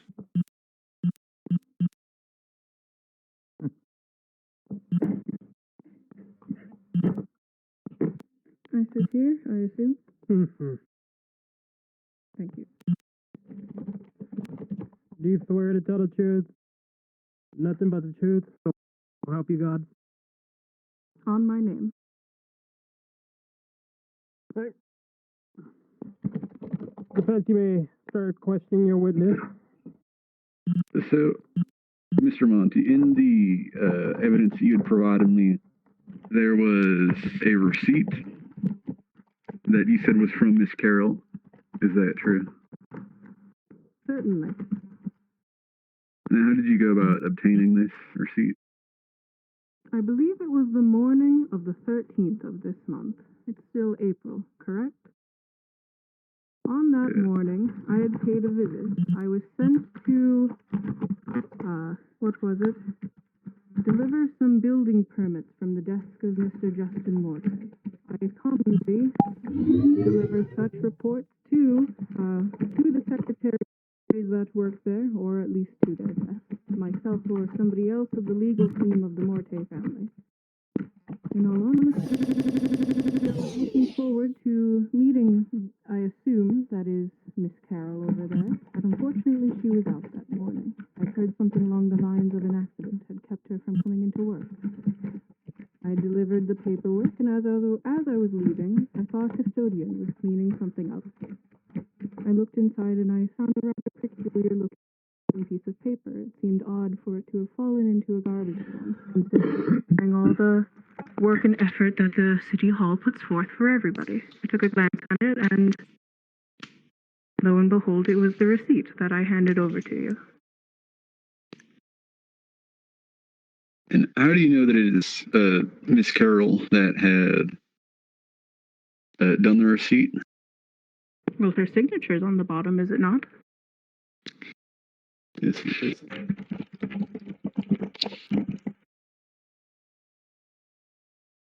And you're sure that there is no way that it could be forged in any way, shape, or form? I can't imagine how something like that would be forged. Objection, Your Honor, on behalf of the witness. You say that you came into the mayoral office to drop off some papers, correct? There, Mr. What was your name again? You may call me Monty. Marvin. Okay, wonderful. You said you came in and delivered those papers to the other secretaries who work under me, correct? Yes, I believe I spoke to one of them, a very, very nice girl. Oh, wonderful. And why didn't they tell me you came to visit? I'm not certain. Weren't you out on medical leave or something along those lines? I was, but as I'm a very good secretary there, Mr. Merlin, and I keep tabs on everybody who comes in. Even when I am not there, I have my secretaries write down the names of the people who are in there, and I believe you were not one of the people there, Mark.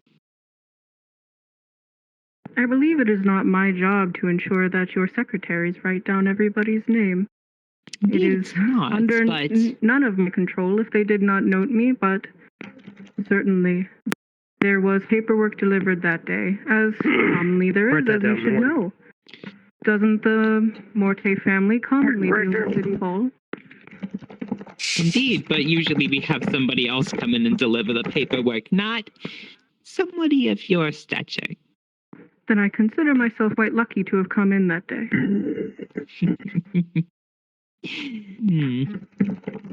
Now, Miss Carroll, you're not even getting the witness's name right. How are you sure that it is not in your ledgers?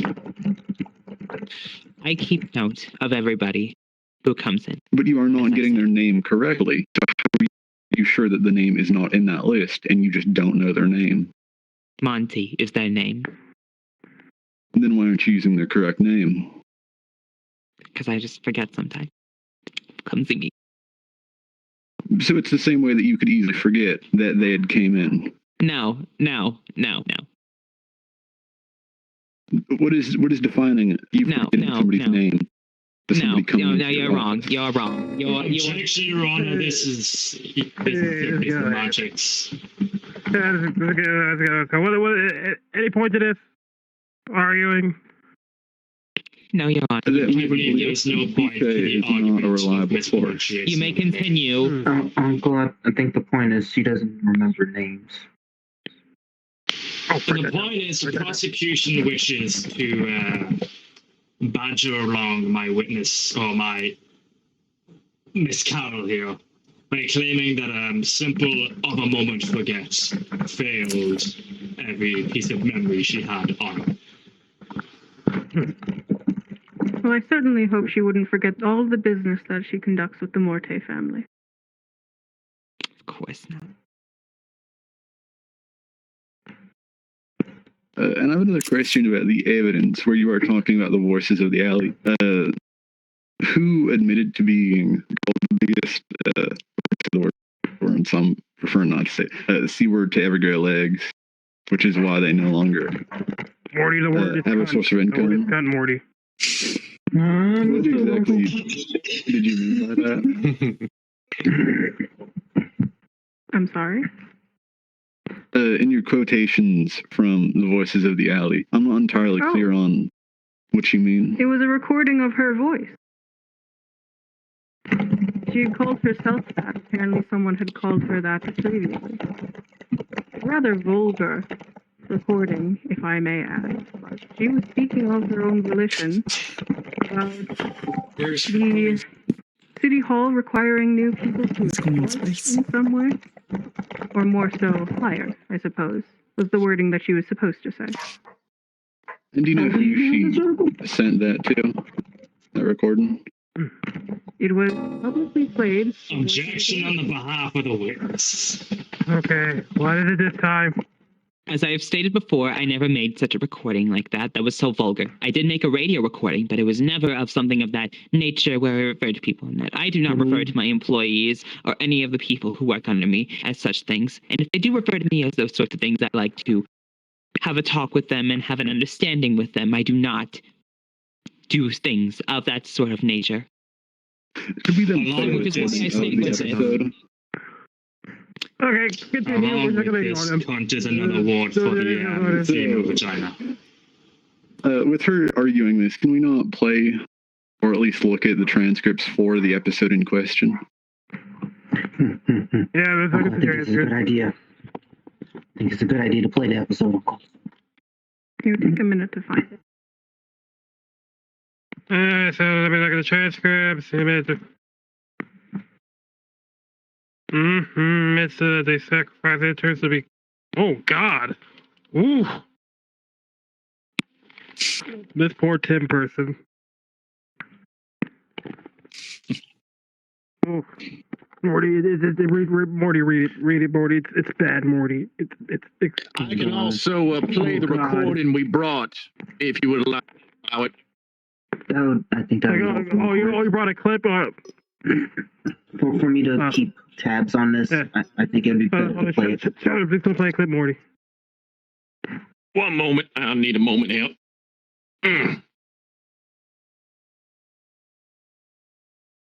You have a lovely view from up here. Yes, love you. Can't see, nope, can't.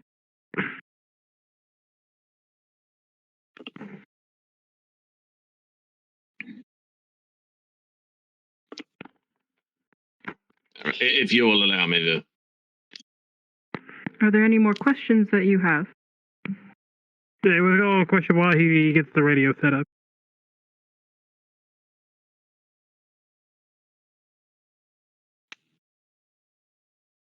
Are you sure that? So this is kind of a question towards the prosecution.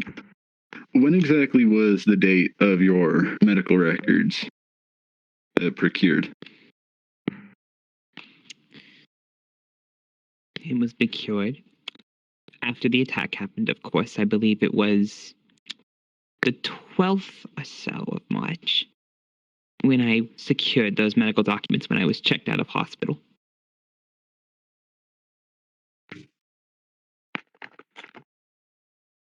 No, it was I was in sleep. Sorry. No, that was the 15th when I was checked out of hospital. My apologies. The recording, the setup is ready, Your Honor, whenever you're ready. Hey, go ahead. All right.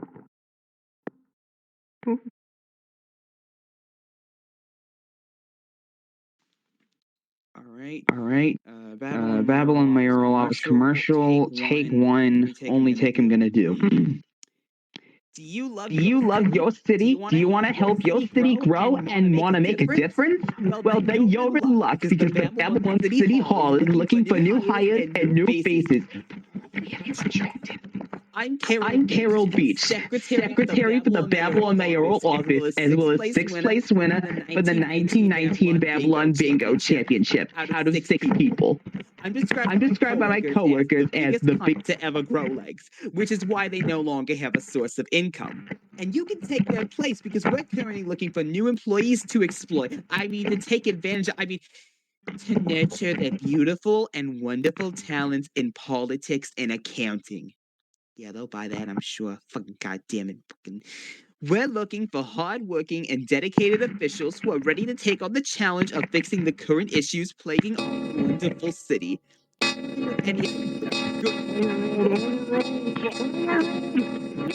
Okay, we need people. Half of our board members are either wounded or dead. Objection. Sacrificing the interns to abuse these fucking apes so they don't bust down our door and fuck us 6 ways to Sunday. We also offer perks to all officials. God, language. Taken away from your husband and kids. Jesus Christ. Contractual obligation. And because of the Is this legal? You're now permitted to leave the building under any I don't think it is. circumstances. Except for me, of course. I just take the most wonderful trips to Bermuda every few months. Very beautiful. Lots of poor people, though. I don't think so. Staff aren't allowed to leave? I guess you'll never get Turn this off. because you'll be stuck on the same 4 walls. I did not ever make this. This is I don't know. Calm down. Miss Beach, I feel like she should be the one guilty. Blankets and all that stuff. Use as blankets, sleep in your office. You are very kind. No. We're such good people. Holy. So application today, and we'll accept it no matter what. Please send them. We're desperate. Actually, I don't even think you need one. Just survive the trip to City Hall, and we'll give you a job, no matter how ugly you are. We don't have standards anymore. Hell, even I'm losing my standards. Jim's starting to look less like a used tampon and more like a tenderloin steak. Shut the fuck up, Jim. What I'm the talking about you. We all know your wife doesn't fucking love you. Oh. And how? That is a lie. That is a lie. This is a lie. Slander against me. I never made that recording. I never made that recording. This is false evidence. Fabricated. No, this is fabricated evidence. Resolution would be to be silent. As of right Since now. in the audio it said it this What does the defense hope to prove with this audio, if I may ask?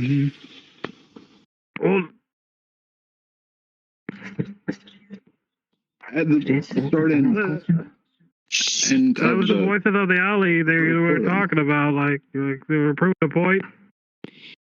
application. What have you And what was the point, if I may ask?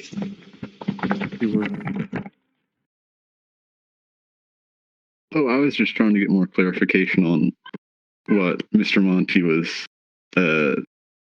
informing me of the quotations, but that also shows that she isn't the most reliable because she sent in a recording to. Doesn't that mean she lied under the oath? voices I did of not the send hour. in that recording. She did lie under oath. I did not times. send in that recording. I am telling you, that was not me, Your Honor. I was not. That was not me on that recording. Point out. Isn't perjury It was illegal? the others that said that she was the biggest cunt with legs. It was not her, it was co-workers, which is why they have no income. Toxic workplace is a legal reason to fire someone, and only shows to show her love of the people in her workplace, more so on the attractive end, by removing the toxic sexual workplace. assault.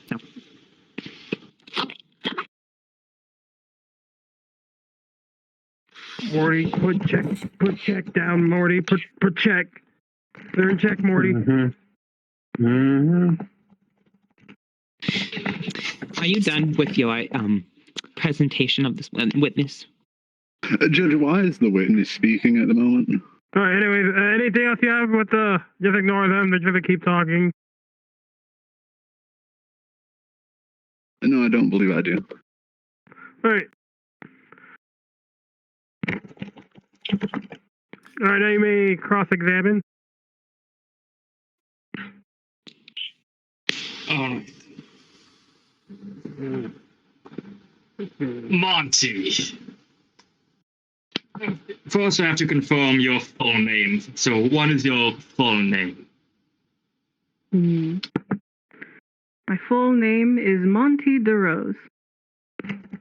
Alright then, Monty DeRose. And what is your profession? I am part of the legal team of the Morty family. And do you believe legal team and private investigator are connected? That you can be considered legal team and private investigator? Or are those two separate things? In truth, I've been employed by the Mortes since they were known as the VRCHAT. I have done investigative work for their court cases before to help the lawyers. That is what I mean when I say that I'm part of their legal team. So by legal team, you mean you're their own investigator? Yes. And what qualifies you legally to be an investigator and as a witness for such official things as sacred as this court of law? Well, I certainly have the experience under my belt. I have been doing this. But what for a of number of legal years. things? Would you like to see my license? Yes, I believe that would help me a lot. May I see your private investigation license? Can we see his license? Because he's not doing a good job. Hey, you shut up. Hey. You see a license? I will hold you in contempt of court. Thank you very much.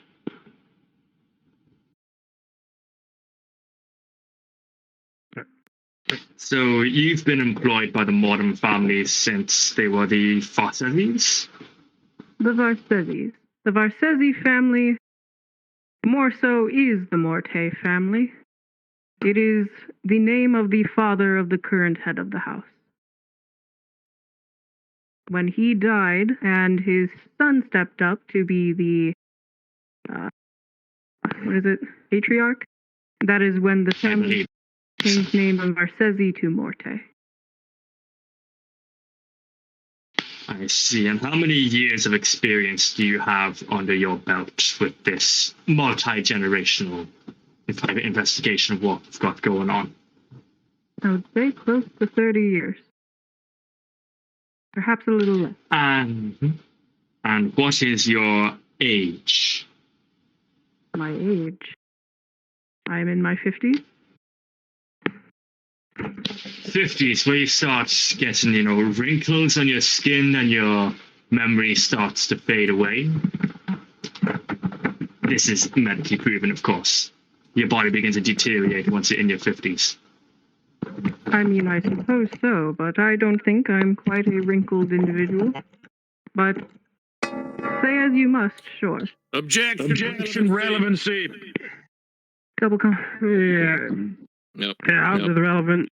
Like, Double mic and do.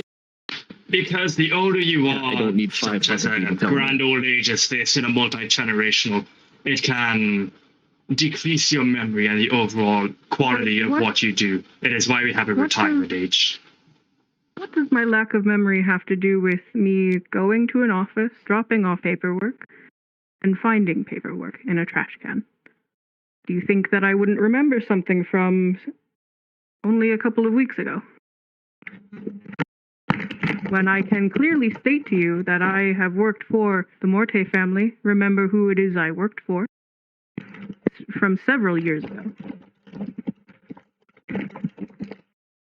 I was just checking to ensure everything is nice and in line. You know how this prosecution business is. You've got to get through every nook, cranny, and wrinkle. I appreciate your thoroughness. Yes, no further questions, Your Honor. all right. Oh, you have a great day, Monty. Thank you very much, Judge. I will send in the young girl after me. The prosecution have any further witnesses? Yes, we're we on the do. We defense have a witnesses. Within defense, Monty, your defense. Yeah. Do we have any further witnesses for us? I mean, we do, yeah. Then we should call them up. But currently the way it is been going is one of us sends and then the other sends. Yes, let them send up. All right. Like I said, prosecution. What else do you have? We have Untitled Chapter and we have a Miss Charlene McGiley. She's sitting right over there. Miss Charlene, could you come up, please?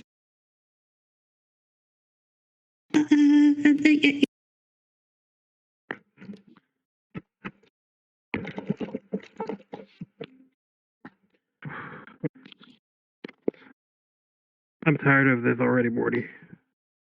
So tired of this already. Are you going to tell the truth? Yes, I do. Okay.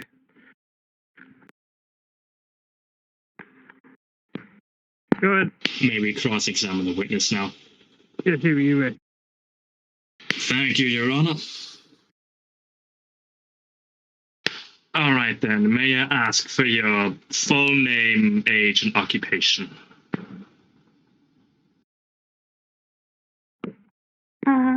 Miss Charlie's, I work, as an intern for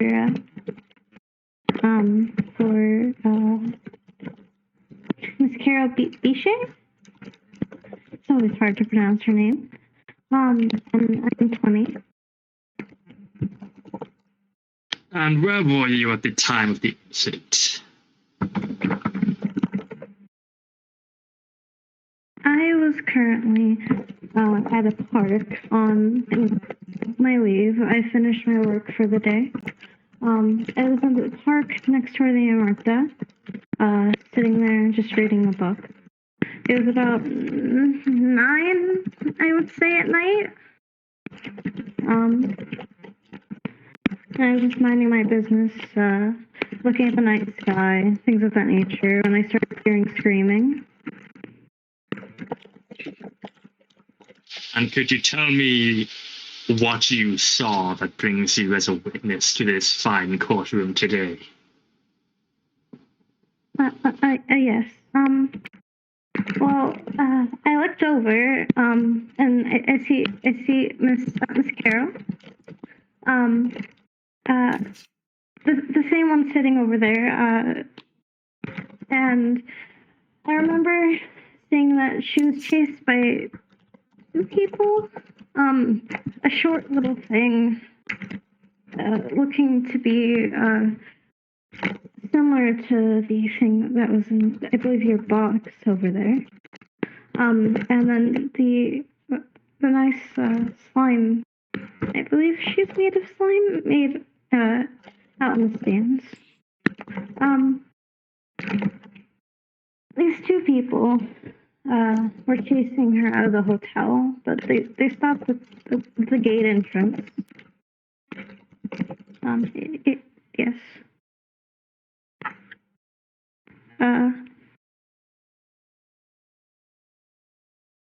And what were they doing to the Miss Beecher here then? Well, they seemed to be just chasing her out of the hotel, but I noticed she was covering her eye, and there was weird like red marks on her cheek. And then I see her run into the station, and she was in there for a little bit, and I continue reading my book, because in all honesty, things in the city going a little wacky is quite normal. And then I hear the doors open and ambulance sirens, and I look back over to the BPD station, and the two officers are taking her out on a stretcher. One of them was hitting her over her head, and she didn't seem to be moving. They both were laughing, and they took her to the side of the building, and I didn't see anything after that. I see, and this is at 9 p.m., yes? About 9 p.m., yes. Yes, and we are in Louisiana, which is fairly south in the fine old United States of America. So while it would have started getting dark, you would still be able to clearly see someone, especially at that distance, moving at speed such as that with the chaos going on. So you did have fine visibility despite the time. I mean, it's just... What is your objection?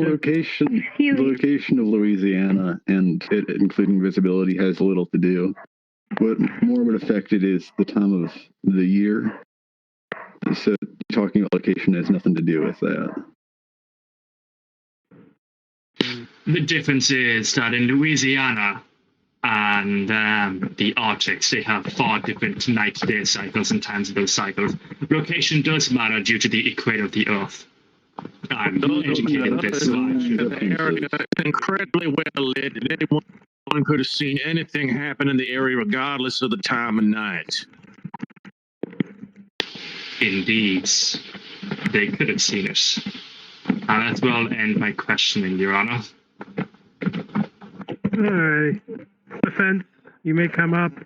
Question. I got a few things I want to ask her first, if you don't mind. Yeah.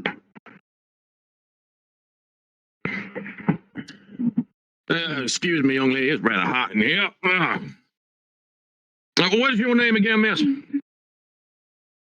Miss Clarice. You can call me Miss Clarice. All right, Clarice. You said you're an intern, so that means you're still in college then, are you? Yes. I'm trying to get some work under my belt before I go full time. And what is your major, young lady? Well, my major currently is business, but I'm exploring different opportunities. Business, It's interesting line of studies for a young woman such as yourself. I thought you might have been a clerical major. No matter. Young missus, you said you were sitting in the park out in front of the Omerta. That is correct? Yes, sir. Now, most people here, I'm sure, are very familiar with the area around the Omerta. It's a very popular destination in this city. That park is divided in half from the Omerta Boulevard. Which side of the park were you on? You were sitting on the west side or the east side?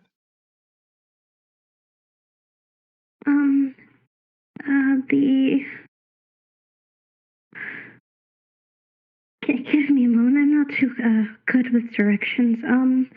The Omerta is facing south, so.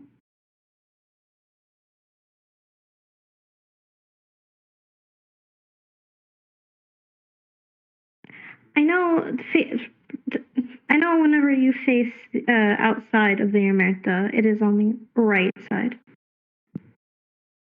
I see. So you were sitting on the east side of the park then? Yes.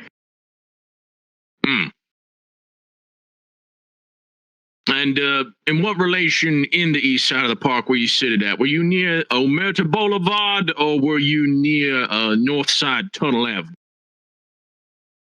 North side. I believe. So you would have you were sitting where the fountain blocks the view of the Omerta's front gate then? Yes. Because that is where the North Side Boulevard does lay on. If you were sitting, depending on that particular avenue, you would have been able to not see either the Omerta or the front of the BPD. Depending on which side you were sitting on, you would not have been able to see both.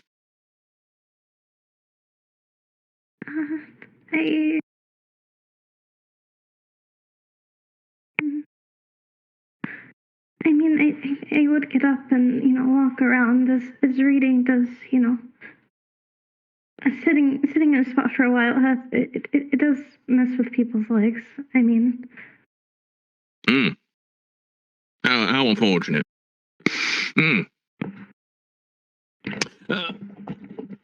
Young lady, you were an intern. Are you a recent hire to the mayoral's office as an intern? Yes, sir. And you said you did it for financial reasons? Currently, yes. Financial reasons. I mean, as I need a job to help pay with college. Well, yeah. That is unusual. Most internships are not paid positions, young lady, especially not for clerical work in a public sector such as the mayoral's office, district attorney's office, police department. Any sort of internship under the city does not pay for that sort of service, young lady.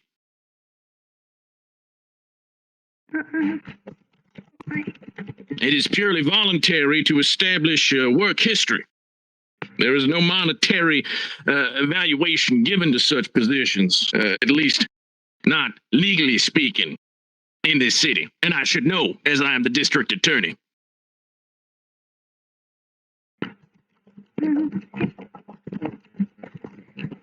Yes, sir. So are you an intern or are you an actual hired worker? Well, I am an intern.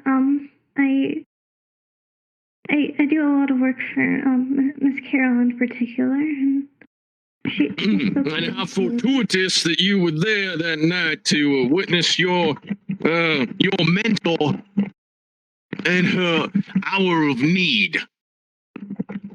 Do you frequent the southern side of the city very often, missus? It's quite a walk from central Babylon where the mayor's office is. Does one just fancy a walk down to the park out front of the Omerta to read a book, as it were, in the middle of the night, in such a deadly and dangerous part of this city? Young woman such as yourself, that does not seem wise. I mean, considering the time limits for normal citizens depending on jobs, Well, not only that, ma'am, this city is still under curfew ever since the Ape Wars. It was never lifted. You're not supposed to be out after sundown as a civilian on these streets.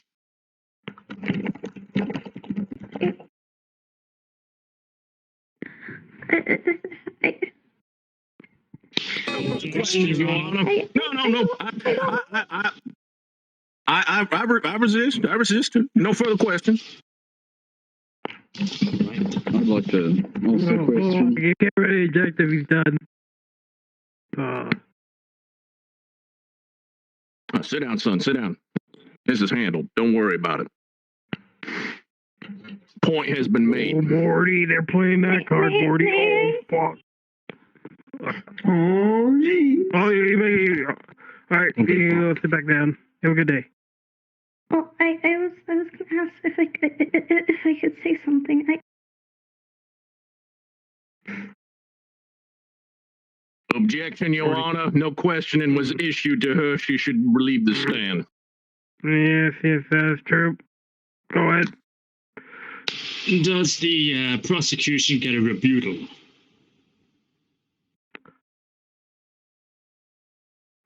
We have not been offering such things throughout the course of this throughout the course of this. It seems very unlikely to start allowing that now.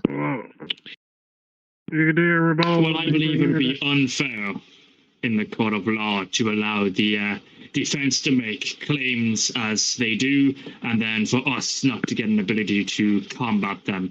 It is not an argument of anything, truly, if we just allow one side to have the final say, even when others may have something else to say.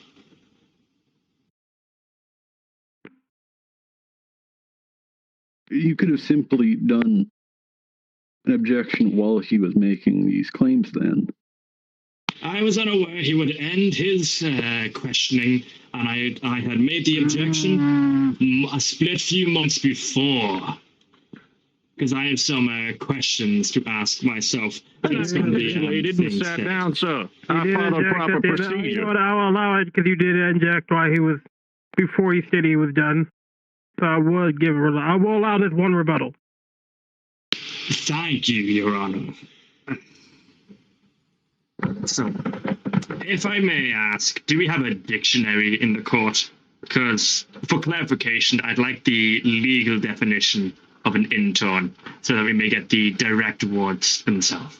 And make sure it's a 1921 Webster's edition. Indeed. We don't want no 1902 or 2051. Fucking dictionary.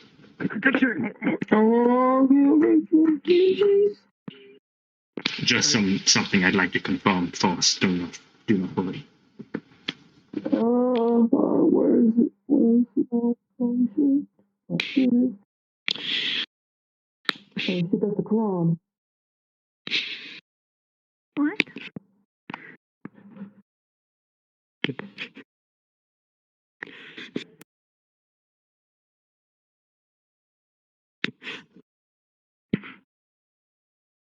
There you go, correct. Oh, I dropped it. I don't even know where I put it. God damn it, Uncle Rick. God damn it. Oh, there you go.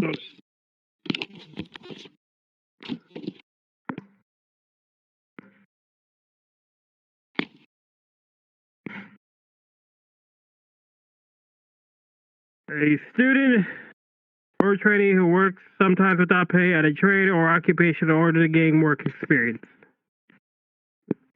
Notice the key lining there. Sometimes without pay. Sometimes is used more often for things that are a little bit rarer than average, such as sometimes I forget to brush my teeth. Sometimes I pour the milk in first. I don't do it commonly. What does this have to do with the court filings? You just explaining your personal questioning the claim. Or the wording use, let me speak, fine sir, of being an intern and then questioning the pay and then saying, are you an intern or are you a paid worker? Or something very close to along those lines. I'm just here to clear that up. That you can in fact be an intern and be paid. May I ask the prosecution a question? I would like to ask the prosecution a question. Of course. Does who you're representing have any kind of like written out documentation stating the terms of the internship? I would assume so. Do you have that?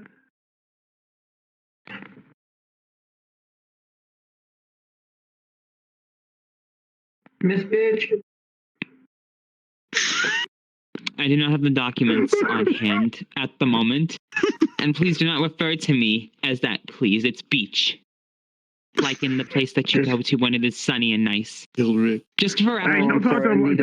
I need to strike it from the record. How do I spell it again? I was not trying to insinuate any sort of argument. I was just simply stating a fact. For reference, could you please for me so I can type it up right so it can be struck properly? B-I-E-C-H-E. Beach. As in the So sunny B-I. place you go to. No, beach. Biatch. No, beach.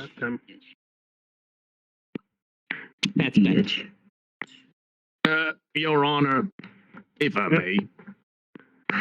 According to this Merriam-Webster's dictionary dated 1921,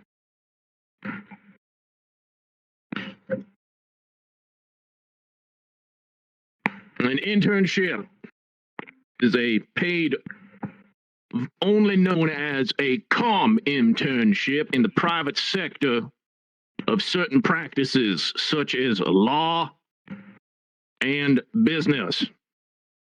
Internships is typically the term used in public sectors. They are unpaid, voluntary, and simply there to establish a work history in a related field.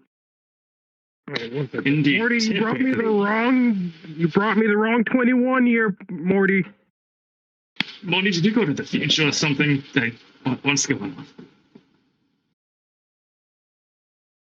But yes, see the ward typically. That's the key there. In the ward of law, we must get the exact definitions out. Typically does not mean all the time, though that means usually. And if we're going by the look of, Miss Beach just went to the station at the wrong time, we must also go by the logic that Regardless, my administrative secretary. Okay, I think I've heard enough. I think I've heard enough. 21, for God's sake. Further arguments. Y'all just got the right to vote last year, for God's sake. Closing arguments. So we'll start with the prosecution. If it is all right, I would like to state the closing argument. I think my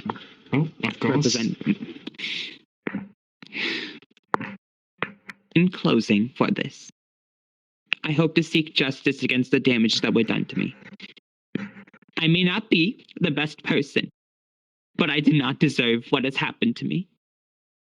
I do not deserve to be shamed like this, publicly, have lies spread about me, and be slandered. I am a good person. I am a woman of God, and I just wish for justice against me and everything that I stand for.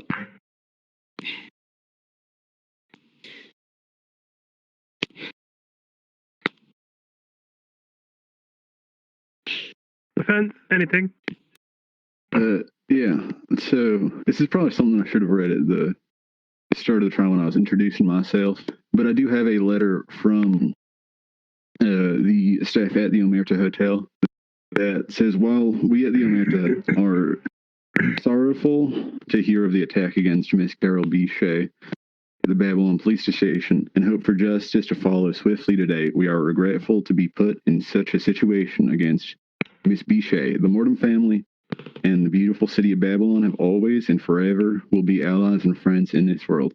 We of the staff hold no ill will towards Miss B. Shea and rejoice to hear the claim that Miss B. Shea has persisted to the court today. It is a tragedy if true, and we hope to see it made right if honesty is to prevail today. After careful consideration of the facts presented to us in communication with all local police and hospital, we wish not to stir any ill will.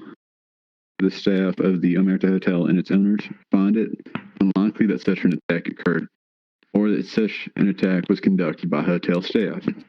Whichever way it goes, we hope that the evidence we have provided today will prove fruitful in shedding light on this entire situation so that the matter may be put to rest. May a calmer tomorrow follow today. for all who stand here today. Today we have DeMarco D. Palmetta here to represent the Omerta Hotel from Cristiano Domani. Signed by Miss Leonora Mort, patron of the Omerta Hotel. Along with that, I hope to have proven that Miss Bichet isn't the most reliable source, nor is any of her witnesses. That is all. All right, jury, get in here. We're going to do this all fast style.